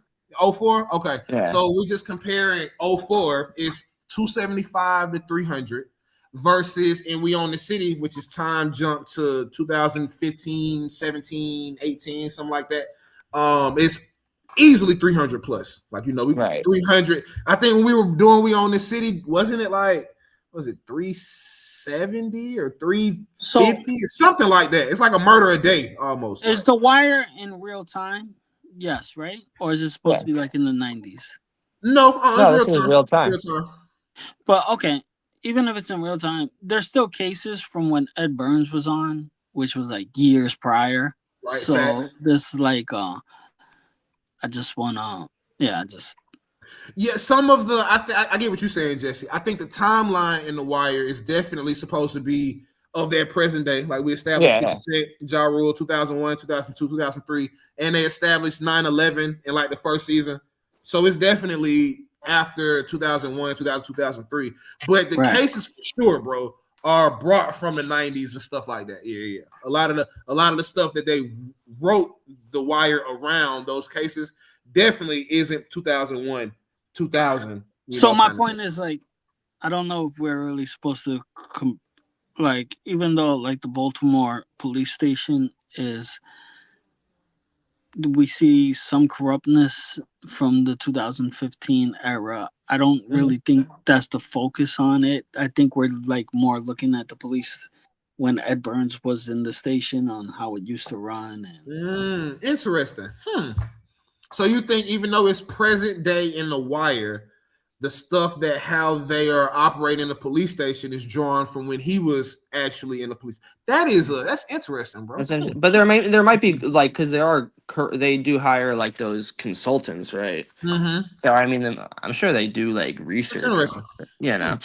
That's like if Ed Burns was like, well, I want it, even though it's going to be present 2003, 2002. I wanna showcase how it was ran when I was a cop in the 90s. It could be. Yeah, that's interesting, bro. That's even the interrogation rooms, like they weren't beating up people in the interrogation. I mean, I don't know. Baltimore is different, but that there was They could have been, but the way like they were doing Bodie and stuff, like I don't think it was that. Because I mean, there would have been lawsuits like crazy going on. I mean, but there were. You talking about in season 1? Yeah, when they beat up Bodie. There were. Shit like that happens all the time. People, they beat up Bird. Right, Yeah. shit like that happens all the time in real life, though, dude. A few things. Not nowadays. Not nowadays. Yeah, a few things. So now, for one, actually, I got 3 things for both of y'all. So one, Bodie hit a cop, so that ass whooping is coming regardless. You know that can still happen in 2026. If you hit a cop and the rest of my team is right here with me, yeah, we probably gonna jump on you. I mean, things are different nowadays with body cams. Yeah, but at the same time, if the body cam catches him striking a cop and we strike him back, yeah, I don't think they'd be held so liable. Like you hit a cop. Problem with body cams too is people can just. I think they might. Everybody has a cell phone nowadays. Dude, people still. I don't know. New York, do you really hear stuff like that, Jack? You really about think cops beating the shit out of people? I mean, lately in the news, I haven't been hearing it because the news has been focused on a lot of other shit. But I'm sure there's still stuff. I mean, you like think interrogation rooms still run like that? That's the next part of what I'm about to say too, Jesse.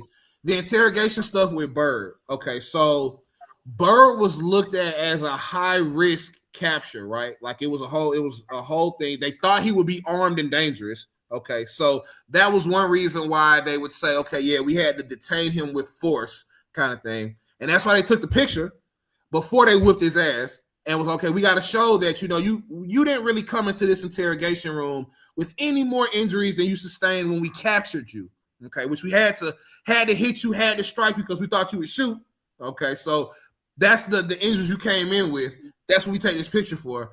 And we don't like how you're talking. We're gonna whoop your ass and then take a picture. And then like we whooped your ass when we arrested you, kind of thing. So I think that was more of a tactic of back in the day thing. I don't think maybe. Yeah, maybe. And then thirdly, and I think we talked about this.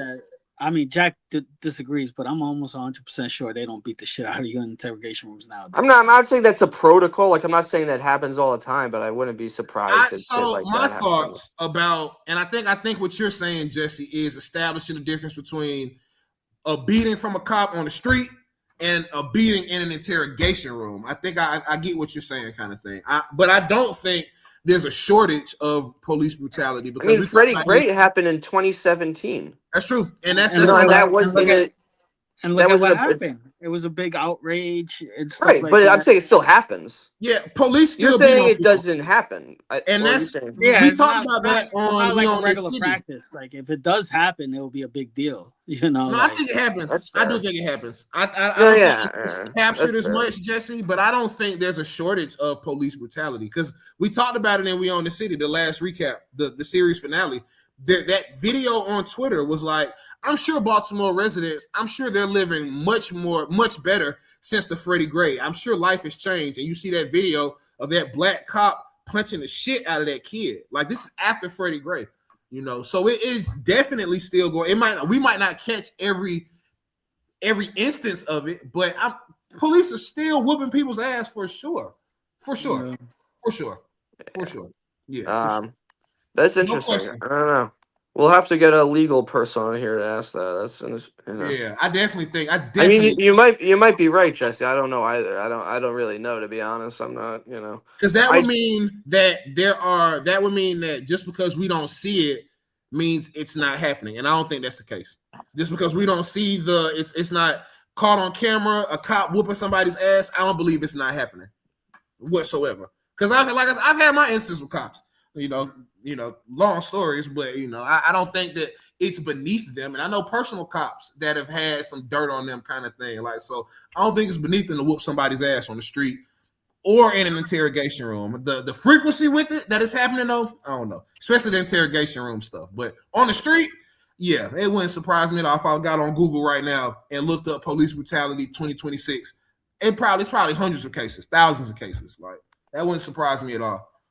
So, the next scene we have, it's I like, you know what I was saying earlier, what I like about this episode a lot is that there's a lot of conversations that are just not related to plot, and there's a lot of scenes of just people just hanging out.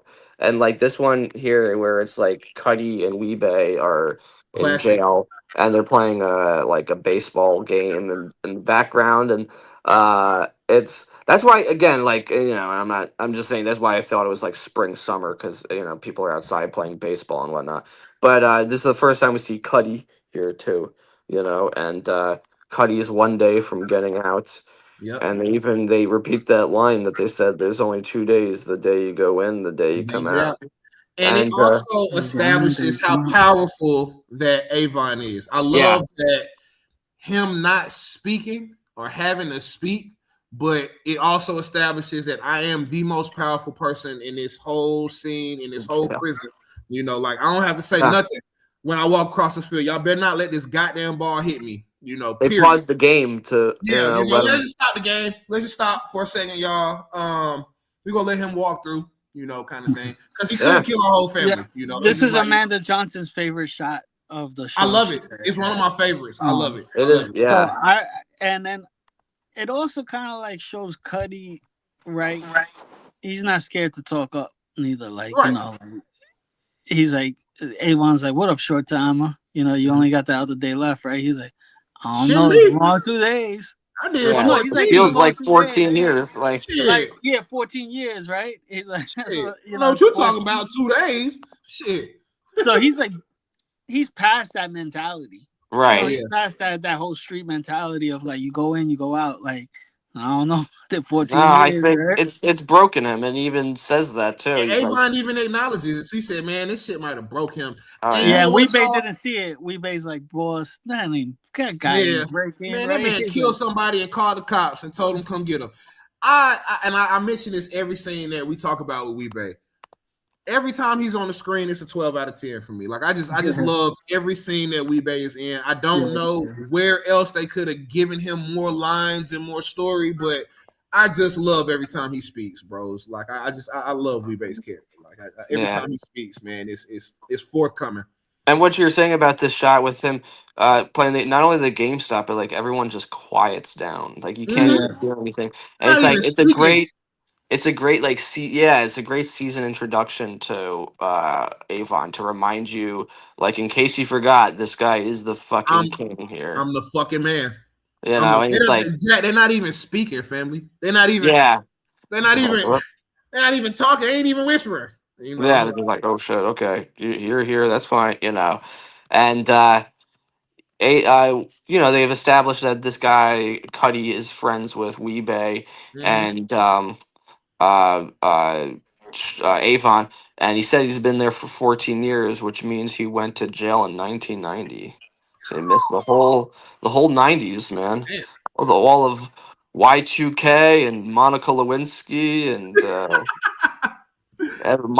Michael Jordan's prime era, and the 96 Yankees and all that stuff, man. Jerry Maguire, anything. Anyway, so what's his face? Avon tells like Cutty, he's like, "Hey, when you go out, I got this package that you could help sell." And ever since the towers are gonna go off, were exploded, demolished, I need some new places so you could run a corner. He's like offering some help, and like I think he was expecting Cutty to, normally like somebody be like so grateful or whatever, like, so, "Oh my god, thank you so much." But Cutty's just like, "Whatever, thanks." He's done with the game. You can see that he doesn't want to really get back into it. And all in the next scene too, we have Bubbles like asking for money.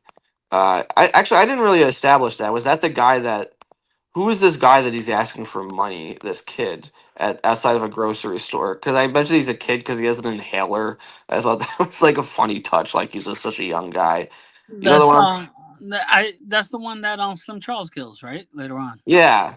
So I don't know his name. What's their relationship to him though? Like, who is? I think he's just a corner boy. I think he's just asking a corner.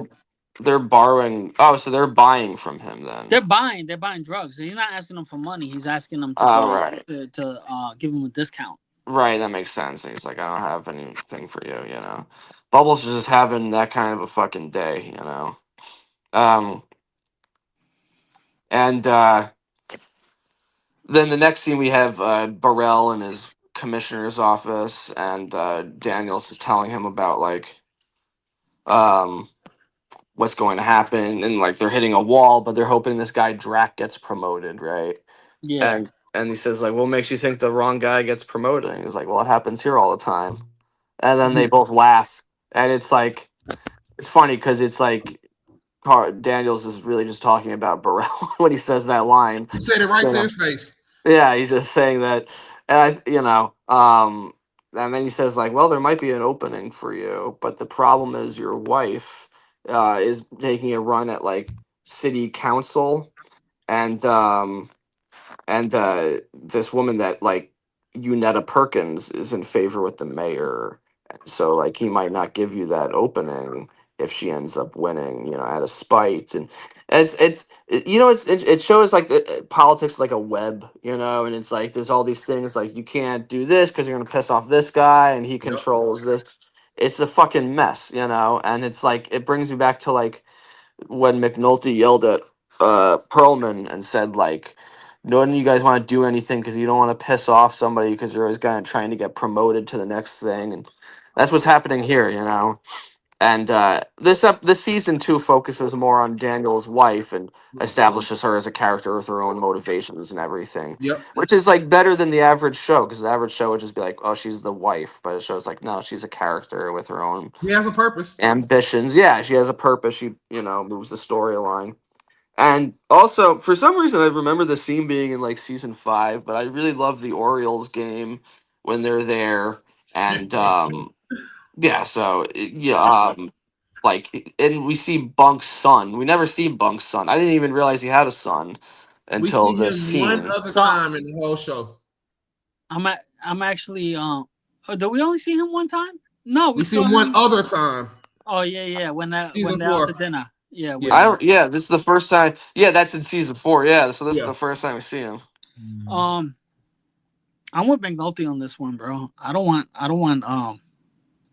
some guy my son's mom is dating to get him better seats. Well, okay, so I guess that. A few things. So Bunk saying to McNulty, "Oh shit, man, they got great seats." You know, I love that little scene. Like, and McNulty dropped a good one with his wife. Might be the best looking girl on the show, man. His wife is hot. I don't know if his wife looks better than Maurice Campbell. His wife is hot, man. I don't think she looks better than Maurice Campbell. You saw like even when she walked by Hurt was like, damn, well, she hot as balls. You know, like, you know, I don't know if Elena is prettier than Maurice Campbell. That's tough. She up there though. She's a beautiful. I think she's like hot. A good mom too. I think she's hot. I'm attracted to Chardine also, but Elena's very hot. Yeah, we know you like Chardine, Jay. I like Beatty Russell. I think Amy Ryan's a very pretty lady. Yeah, but and she has that girl next. She has that girl next door quality to her also. Yeah, I get why Jimmy liked her. I don't. What I was saying was, I agree too with McNulty. Like, why am I just finding out about this dude who you had a baseball game with my children at the game? Why would I not need to know that you have a dude around my kids? Like, exactly. And it's also like he still hasn't like given up hope that there's another chance for them, you know. Right. So it's like this is just adding another like. Yeah, that's got to be a fucking bummer, you know, because they're just trying to. By the way, I feel like they definitely shot that at the actual Orioles game. Oh yeah, but, you know, I like that they did. Like, it feels real, you know. You get the ambiance of the crowd cheering and everything, and I saw think they use baseball stadiums all the time, you know. So here's a trivia fact for some film fans or TV show fans, and Curb Your Enthusiasm. They did an LA Dodgers scene. I know a guy who played an extra was like wanted for murder or something, but he didn't do it because he was at the Dodgers game playing an extra. So they used the film. They used the stock film to prove his innocence. Damn, no, that's dope. It's pretty good. Yeah, no, that was a crazy. That was funny. That's when Larry picks up the prostitute because he wants to ride the HOV lane. Yeah, and Yeah, so McNulty's wife, but you know, what I like about this scene too, is it just shows the cops like when they're not at their job, who they are as people, right? They're at an Orioles game, they're fucking hanging out, you know, and late they get a call that like they need from what's his face, Norris, right? He's like, we need another cop to investigate this murder, and they're like, well, Bunk's up. But Bunk's at an Orioles game. He's on his day off, and they're like, "Well, fuck his day off," and they call him, and he's like, "All right, I gotta fuck," you know. I like when he's like, "I'm at the game," and he puts the phone like, "You don't believe me." It's like that's gotta suck, man. I was thinking that like you're at a game and someone's like, "No, you have to go and work and everything." Or if they caught Bunk, if they caught Bunk drunk as hell, right, which is definitely a possibility, he can't go in, right? Like, all right, I'm here. You know. I guess it's like, oh well, get your ass into work, kind of thing. Like, who else gonna come here? I guess it don't matter what you're doing. I don't know if you ever saw Do you ever see a Bad Lieutenant with Harvey Keitel? He does that quite a bit. He'll just show up like coked out of his mind. Like, I'm here to do my job. And like, what the fuck, man? So yeah, when McNulty meets that guy too, he's like, he's being really friendly and everything. He's just like, oh, this fucking guy. Nobody wants to meet the guy that's like dating your wife. Yeah, I'm with McNulty. I don't. Yeah, me too. This guy's meet the guy who's sleeping with your wife. Well, ex-wife, first of all, ex-wife. You know, and yeah, it has better seats. Yeah, for me, it's not really the ex-wife thing. It's more like the guy who's trying to be a dad to my kid. Right, exactly. Yeah, fuck that guy. I mean, I guess it's like more so kind of like, well, what is he supposed to do if he's dating a mom with 2 kids? He's not supposed to get them seats? No, he's not supposed to get them seats. Like, no, he can, but he's got to get hated by me. No, I mean, you know, it doesn't mean I have to like him for it. It's fair. Well, also, I'm with him when he says like, "Who's at the game? Wears a suit and talks on the phone all the time." I used to like, I hate that when I'm watching a Yankees game. Yeah, an asshole that got the best seats, and they're clearly not a fan, and it's like, fuck this guy. You know? Jimmy. Fuck that guy. Yeah, we got it. And it's sad too because Jimmy didn't know that she was dating someone. That's a very powerful scene when she he finds out about it, and then when he's looking at them. And Bunk is talking to him, and again, Bunk to me is the funniest person in the wire. He's like, and he sees McNulty's not listening to him. He's like, I'm thinking of becoming a woman. Right. You know, just to see like if McNulty's gonna say anything, like, you know, and McNulty's spaced out. Like he's not even thinking about what Bunk is talking about. Like he gets sulky. This guy, like, you know, he's definitely sulking.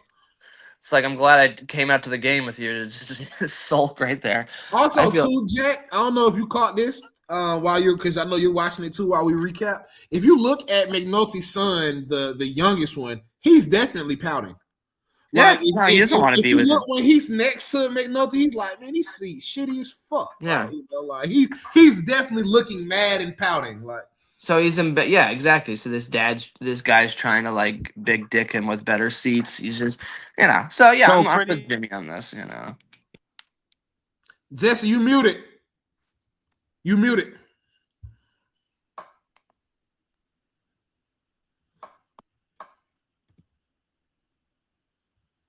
Jack. Yeah. Yeah, you good. Jesse. Yeah, we can't hear you, Jesse. He'll type back in. But keep going, Jack. Oh yeah, so yeah, fuck this guy. And it's very powerful acting too when he looks at Elena because you could tell he's hurt, you know. And he's feeling it. Yeah, he's feeling it, man. We feel bad for that guy, you know. And speaking of people who we also feel bad for, Bubbles here has a moment of like realization of like, look how pathetic my life is. He has that like monologue where he's like, dude, look what, like, I got my pants stolen, I almost got killed. And I'm like, begging a little 13, 14-year-old for some drugs. Like, it's like, for what? What the fuck is the point of this? And he pushed all of that copper around all damn day around the goddamn city. Like, damn. Yeah. And it shows their difference. Johnny's okay with it. He's like, no worries. Tomorrow will be better. He's like, no. Bubbles like, no, man, this sucks. Like, this sucks what my life is, you know? And also, too, Jack, Bunk getting called into work. And him telling the McNulty, hey, we caught fire tonight. 5 murders in one day in a fucking city. Oh, that's fucking insane. Like that got Jimmy's attention. He's like 5. Holy shit. That's crazy. Like, yeah, dude, that is a lot. And what's 365 times 5 times 5? 1,825. God damn. Goodness, that's crazy.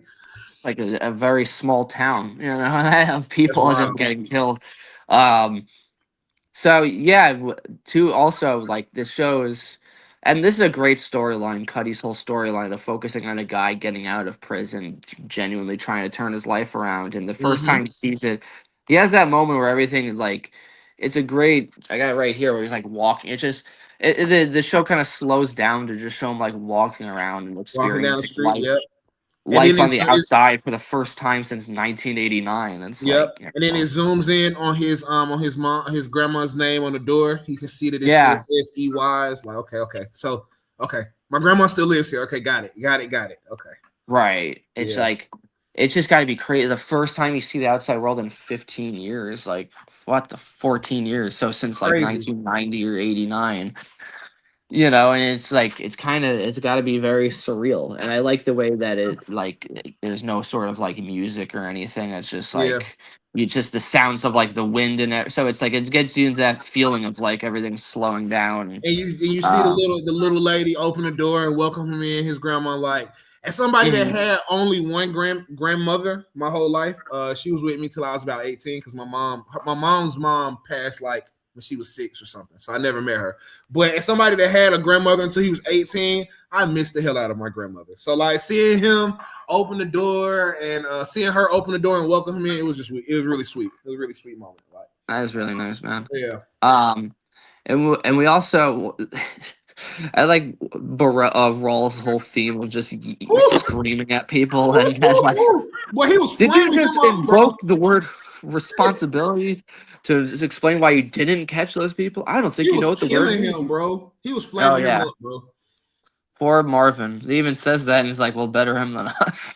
And look, also too, Jack, just some of the. I'm gonna try to catch it every episode. The out of pocket Rawls moment.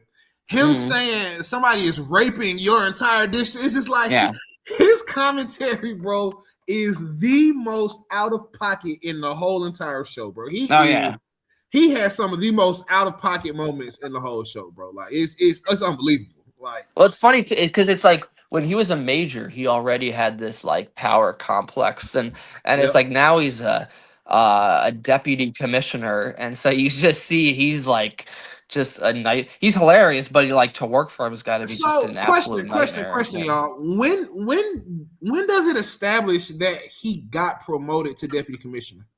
Do we don't ever? Well, because earlier. Well, I don't think they outright say that, but earlier in the episode, we see Burrell and Rawls are speaking to Carcetti and Tony Walker. Right. So establish Burrell is the commissioner. So I just assume that he was promoted. Yeah, because he does say deputy commissioner. So season 1 and season 2, he was a major. Got it. Yep. Right. Okay. Actually, I think he got promoted from major. No, season 2, he's a colonel. He got promoted. Season 1, he's a major because I remember they say you're colonel. Right. And McNulty said colonel. He said colonel. Yeah. Yep, you're right. Oh shit, damn. So they don't ever show Rawls getting promoted, but every season he just gets promoted, except for season 4. So that's interesting. That's a great catch. I never acknowledged that. Okay. Damn. Rawls is one of those guys that just keeps climbing the ladder. The whole show. He never is like it's funny. Everyone has their problems that they run into. He just keeps getting more successful as the show goes on. But season 4, he did make a play for it. He just made the play too soon. He didn't get it. But season 5, he's is it the commissioner for the state for like a day, and then when Carcetti becomes governor. What he assigned him some title. I forget exactly what it was. Police commissioner. It was some like statewide police. I forget exact title, but it's like that. And then Nerys gives Valchek the commissioner, and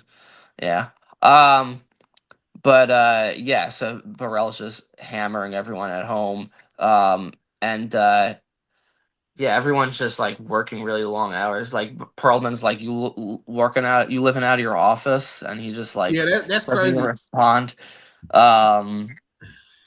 That's crazy. Because like, why? I mean, my thoughts are like with the whole Marla Daniels and Cedric Daniels. I get y'all are estranged, but why can y'all be close enough where you can fake a relationship for her, but you got to live out in the office? Like, why? I mean, I get it personally because it's like, I mean, that just got to be weird, man. I understand that where that's coming from because it's like if there's so much tension where it's like you want to be divorcing or we're not together. You I want, guess. yeah, you you want to be want in the somebody same in house. I get like, it. But I guess this was before Airbnbs or stuff too. For sure. But like, I get the why. I'm just looking at it like, well, if I can do this for you, I shouldn't have to live out no motherfucking office. Yeah, it's fair. I'm looking at it like if I can come to the house when it's time for you to do your little fake meetings and fake publicity and meet you at events and play husband. Why the fuck can I stay here while I go get this new apartment? Or like I'm about to go live in the office. Or maybe it was his choice. Maybe it was like, you know what? I just go live out the office. Fuck it. I don't know. But it's easier for him, He could have lived with McNulty. They could have roommate up, all the single the bachelor pads, could have had like him and Herc and Carver. They could have, could have that would like had some sort of odd couple thing there. But yeah, so they're all planning for Sinner to go undercover. Yep.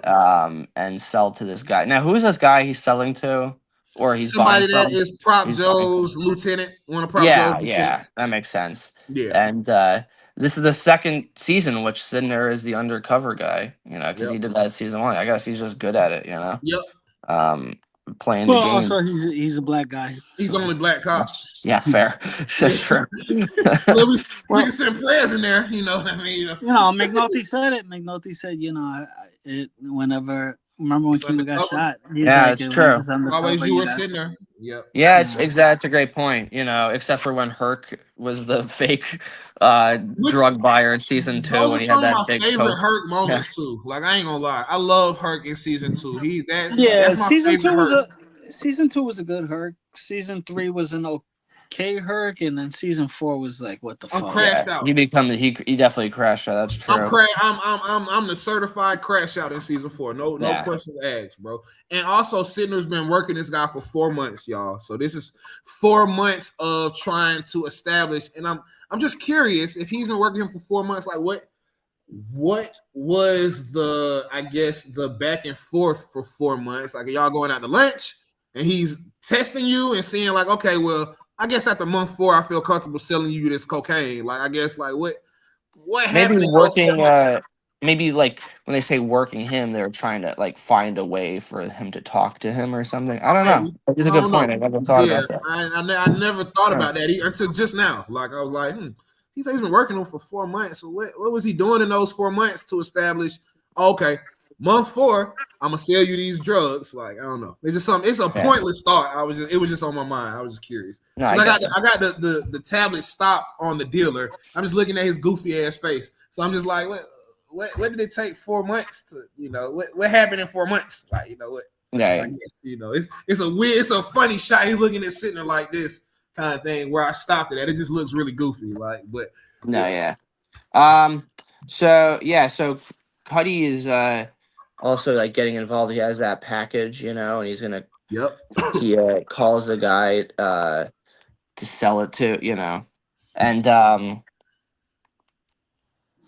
So we talked about that scene where Daniels goes home, and this is where we established also that they're not that Daniels isn't with his wife anymore.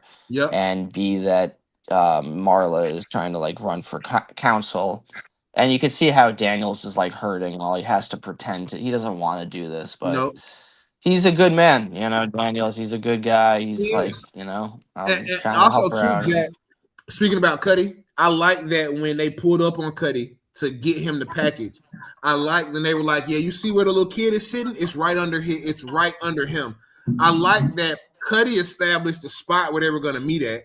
But the Barksdale crew, they beat him there and was able to set up the package before he even got there. Granted, he's on foot, but You know, I just like that it was already set and established, like before. Yeah, they did that kind of smooth. The kid just walked off right after, Right. you know, Cutty got the information. And Shamrock, I like that. And then Shamrock said, "Your name used to ring bells or something like that." Right? Yeah. For sure. So Cutty, Cutty's reputation is like a legend over there. He's a bad dude. Yeah, man, he's a good badass back in My there. thought too is like, okay, I get it. You give him a package, so you're gonna give somebody that just did 14 years a whole package of drugs to get out and sell it, flip it, and make some money. Why not just give him some money? Like, why not just give him some money for a welcome home package to get him into the versus a whole thing of drugs? You're gonna give somebody that just did 14 years a thing of drugs, no establishment, no type of contact to move it. You're just gonna throw him out to the wolves with this package? Like, I guess like instead of giving him like 10 G's or something, because giving him 10 G's is no problem, right? Like we saw. You know, we saw at the end of the season, you know, shit, get a man 15, Slim. You know, so why not give him some package and some money? Like he gave him a whole G-pack of worth of drugs. Maybe they thought he would know, you know, he was legend status, right? Maybe they just thought he would know what to do. I mean, I've heard of welcome home packages before. That sounds familiar to me. Maybe I've seen it in movies and stuff. I don't know. Maybe. But, welcome home package. Interesting. Where we at, Jack? So they realize though it's cute when the Kima gives that little like tap on. I took that note down too, Jack. I love that. Sidner. And they realize though they're not able to get much, and they had to like throw his picture in the garbage when they realized like this guy's not going to be promoted. They realized like this whole thing was a fucking waste of time. Yeah, you know. And also, too, Jack, just to talking about what we talked about with Daniels and his wife. Married, even though they're estranged, married to a lieutenant versus divorced from a lieutenant looks much better. So I get it. Like, okay, yeah, who is this political woman that's divorced from her lieutenant husband? Why the fuck? Right. I mean, it's all backwards, and you know, because it's like people should be allowed to get divorced, but it's like even back then, people are still very conservative with their values, so they look at it as like, oh, you know, we want to marry. It just, I guess, looks better to have a married couple. One's in the police, one's in politics. You know, yeah, I get the optics definitely. That's true. And yeah, no, it does. You know, it does look better for sure. But Cutty, you know, goes to that guy with the hat and like tries to like have him sell the package for him. Fruit. And they have it like split it like 50-50, right? And he's like, well, it's all profit to you. What do you give a shit? This guy's one of the biggest scumbags in the whole show. Yep. I hate Fruit. I was happy when that was one of the most satisfying deaths later on. And when Fruit later on, when he sees like he walks by to collect his money, right? And he just sees like the silhouette of some guy getting his dick sucked. Yeah. And Fruit's out there. You want to go? It just looks like chaos, you know. Yeah, he says like you want. And so this is something else I heard too, right? Like I've heard this before. If somebody takes your package, you say that your cops took your package. You need to get like a report number to give the OGs or something, and then Cutty's like, yeah. So Cutty's like, what's the number? You know, right? I never heard of that before. I mean, it makes sense too. So you know that somebody's not bullshitting you. But also, too, y'all, it's a full circle moment because him pulling the gun on him, pulling the gun on Cutty. Remember at the end of season 3, the last episode of season 3, he rolls up on him to talk to the boys about boxing, and then he sees Fruit, and it's acknowledged like, "Hey, yo, I could have killed you when we were chasing you. Don't forget." Yeah, he terrifies Fruit. Fruit is shook. He's like, you know, he looks him right in his eyes, and he kind of is timid now. Versus in this first episode of season 3, he's all about it. But you know, that's what true power is, man. It's like I don't have to show it all the time, but when I could have killed you. I could have killed you, but I didn't. You know, kind of thing. Like, don't forget ever. I could have killed you, but I didn't. Yeah, that was a good scene. Yeah, it was. It's powerful. But yeah, and I remember when I threw my bad Jack. But I remember when I threw like a battle rap event or something. Some guy he didn't make it, and he was like, I got the number or something. He told me something. I'm like, what with that? He was like, I got arrested. I got this to show you. I'm like, I don't. You couldn't make those letters. I was like, I don't. We're not on the street. I don't know this lingo you're talking. Like, he's like, I got this to show you. I forgot what it was, like the number. So I was like, I just thought about that. And he was like, hey, you got the number or something? Oh, that's funny. I didn't realize how it all comes full circle then, right? But that's a good story. I never heard that fucking rule before about having to show the number. So yeah, what's it called? Later on, Rawls is like chastising them, right? And he's saying like we need 15%, or we need to reduce murders to 275 a year. And the And colonel, he's like, Cutty gives a great question. He's just like, how do you make a body disappear? And Bunny, the death Bunny, stare not Teddy, that Bunny. Rawls gives him was like, holy shit. You could fucking kill someone with that stare. And he's got a good point. How do you make a body how can you reduce the amount of murders? It makes no sense. You can't. You know, the only way is There's to no way to regulate that. Right. That's not up to the police, you know. So yeah, it's these impossible expectations that are placed on people based on, you know, and that's why like the system's very complicated as it shows, right? Yeah. And they're kind of shutting down the Barksdale crime, the investigation. Yeah, I'm about to touch on that too, Jack. Yeah, not happy about that, you know. McNulty's pissed, and he says like, we're gonna let this guy beat us again, and then I love the metaphor when he says we're just gonna let Stringer go around and collect another 200 like Monopoly. Monopoly? Yeah. I said Monopoly. Wow. Monopoly. When you go around you collect that's 200. a new game from McDonald's. Right. He says, we're just gonna let Stringer go around the board and collect another 200, and then he pauses and he's like, $200 million? Like, damn, like that is unbelievable if that is like the type of money that we were talking about with Stringer Bell. Like, you know, and granted, if they were in business for as long as we think they were, it's possible. You know, if they were making $60 million a year, whatever it was, you know, like they definitely are bringing in some money for sure. That's why Avon never really understood Stringer going into that whole world of real estate. It was like, we got the money here. Like, yeah, but you can only be dirty for so long. Like, they want to be able to enjoy the fruits of the labor. I gotta clean the money so that when you come home, Avon, you can have this navigator in your name.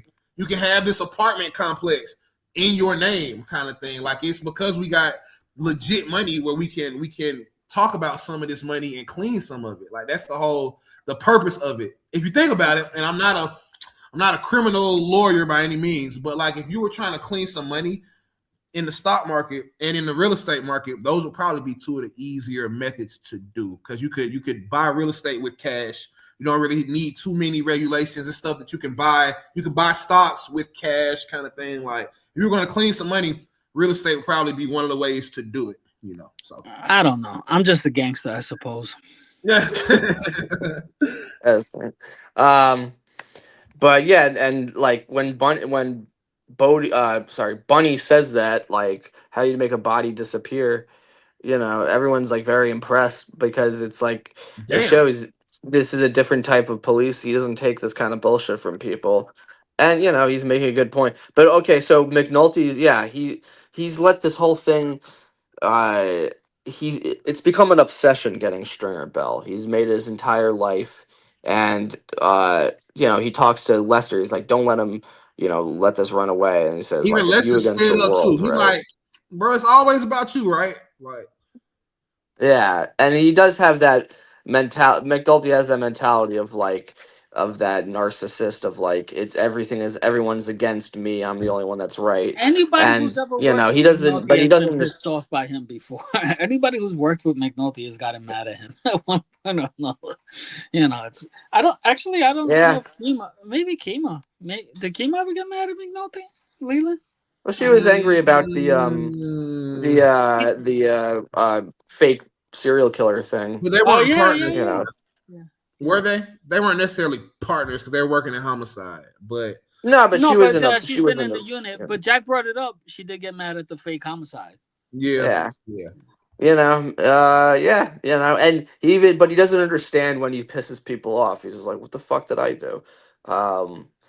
So, you know, I like I when get Lester it. gives I him that get it. speech. I can It's relate. not on this episode, but I like when Lester's like, "What exactly do you think is going to happen at the end Right. of this?" Like, Yeah, what that's do a you great. think? That's a classic Wire moment right there, Jesse. That's a Mhm. great moment, like for sure. But yeah. But yeah, so this guy we talked about like Cutty getting robbed, and it shows like this is the game now. Now, one of my favorite scenes in this, and The again, ending? it's really well shot, and like I think you know where I'm going with this, is it shows Bunny driving through the town, and like it's all from the perspective of inside the car, and it just looks like this is the world we're policing right now. It's fucking chaos, and it's like it's weird because it's like he doesn't he's like disgusted by this area that he has to, but you know, and it's like he realizes these problems are too big to solve, right? um and so yeah, you know, he's very similar to Jimmy here in his mentality. Jimmy meanwhile is like obsessed with this case, and he's looking through old photos. You see that old Polaroid of Wallace getting shot, and Yeah, he's you know, thinking about D'Angelo. He's thinking it's a about let me it's read. a midnight, you know. Let me go back to try to contact D'Angelo. You know, Right, and it's like it's midnight because Presbelusi comes to take him, but he's like, I don't care, I'm still gonna work, you know. Yep. And he looks up D'Angelo's Barksdale and now it shows he's trying to find out more about him. And yeah, man, it just shows like when David Simon said the city is the character, this ending scene makes me think of that, because it's like it really does put you in a place of like this is utter chaos at night, you know, when they're I driving think he through like kind of had. Jacksonville hoods. Yeah, you're right. I think David Simon had to kind of say that too, because they're like, the main character can't be McNulty after season 4. Yeah. But McNulty really is the main character. He Right, is. he's the main He's the main character. character, except for season 4. Except for season 4. That's why, yes, I like the idea of Baltimore being the main character. That's but you know, it's funny because I kind of think about did David Simon kind of have to say that because McNulty's not in season 4 really that much, so Right. yeah. But yeah, man, a great ending scene. The last scene is Cuddy coming up to buy like not buying drugs, but he like stops at a light and some guy comes up and he's like, yo, man. Colvin, not Cutty. What? Colvin.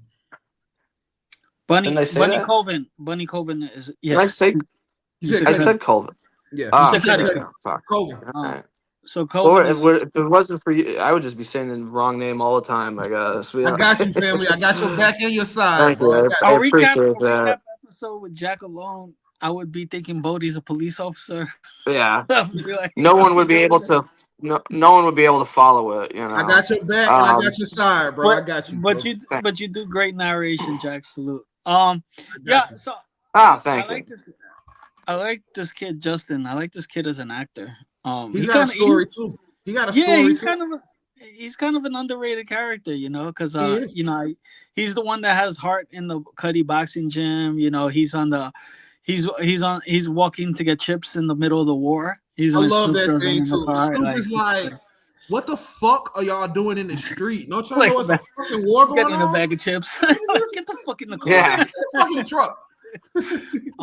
That's yeah, really funny. I saw, you know, this kid Justin, yo, I kind of like this actor. You know, he's a little underrated here. He is, and he plays that character well. And it's funny is like when you hear that like Colvin puts his hat showing he's a police officer, and he has that face, and you overhear the other people in the corner like busting his balls, like, "What's wrong with you, man? That's a cop." Know a police when you see one, fool? And he just has that look like, "Oh shit!" But it also shows like Bunny is a better police officer because he could have just like arrested them all, but he's like, it's not worth it. It's just some dumb kid. Like he understands what's important versus what's not important, you know. And then he leaves, and it's like, you know, kind of like he's lost hope in this generation or whatever. And that's how the season 1 episode ends. And for me, like I said earlier, it's my favorite first episode of the season. Of all the season openers. Phenomenal episode. I love it. Jesse, who are your acting MVPs for this episode, Brody? Ooh, tough one. I like Cutty. I like the story of Cutty, the introduction, and getting the package and getting so Chad what is it? Chad Coleman? Chad L. Coleman. Yeah. He's a great actor. I mean, the only thing other than that I've seen is It's Always Sunny when he plays Duncan. Yeah. The one who boils jeans under the bridge. I'm gonna give him this episode. For sure. Man, I love it, man. Shout out to Cutty, man. Good stuff, Jack. My God, thank you so much, bro. Great breakdown. Appreciate it. We appreciate all the love. Again, please like, share, subscribe, comment. We always want to shout out our behind the scenes support system. Miss Donna Adrian Gibson, we love you. Miss Debbie Young, we love you. Kurt Burke, we love you too, my guys. So we just want to shout out all of our support. Thank you so much. Give our past interviewers who've been on here their support as well. Please contact Chris Ashworth, who played Sergey on. He has What's the hit him up for Cameo. Cameo, that's what it is. I'm saying that he got, I got so much in the description for him. Yeah, www.cameo.com/Chris Ashworth. Sorry, he got such good reviews on his cameos. He does the Sergey. He does different voices. He's a man of 1,000 voices. He does. No, for real, man. He was such an insightful individual, bro. That was such a spiritual cleanse interview that we went through with him, man. Shout out to Chris Ashworth. Kamal Smith, who opened the show. Shout out to our guy. He has a YouTube, DRAHCIR TV. You can reach him there. Julito McCullum, who played Naaman, you can reach him at I Am Julito on Twitter. He has an album out called 33 Summers, and you can reach him on Twitter for the Wire hoodies as well. Just DM him. Chris Clanton has a book out, The Law to Finessing Me. You can find it on Barnes & Noble. I'm not sure if he got to listening on Amazon, but it's definitely on barnesandnoble.com. Maestro, who played Randy, he has a YouTube channel at Maestro Harrell, and every Wednesday they do a Wire Wednesday where they stream. He'll have actors from the show on, so they call it Wire Wednesdays. It's like Wednesdays at like 9 p.m. Eastern time, I think. So check him out there. Nakia Dillard, who we just had on today. Thank you for your time today as well, Nakia. We appreciate it. We'll definitely have you back on. Maybe do the recap episode again when you're in some better service. We just appreciate you taking time with your family today to tap in with us, with your Wiretapped Truths family. So we appreciate that, Nakia. The link to his acting school will be in the description as well. Alonzo Wilson, who was, I always want to butcher his title, costume director. What is it? Costume designer. He has a nonprofit organization, SMP Rise. It can be reached at smprise.org. Miss Amanda Johnson, who was the assistant costume designer, she has a boutique, and she can be reached at www.amandajohnsonstudio.com. It's in Delray Beach, Florida, so please check her out. Andre Severino, he can be reached at the Silverback Chronicles podcast. He was the police consultant on We Own This City. We interviewed him as well. Phenomenal individual and insight about policing. And also, last but not least, Trey Shaney. He can be reached at shaneyway.com. You can get his merch. Actually, the last person is Greg Williams, who played Detective Crutchfield. You can book him for voiceovers and stuff at thegregwilliams.com. And he also has a YouTube, and that is at GL Voice. So you can reach him on those two platforms. So we appreciate it. This has been a phenomenal episode. We have a bunch more new stuff coming. We'll probably do another top 10 of the actors that have passed away. Probably do another round of Jeopardy. We still have to shoot Jack and my co-opens, if I'm not mistaken.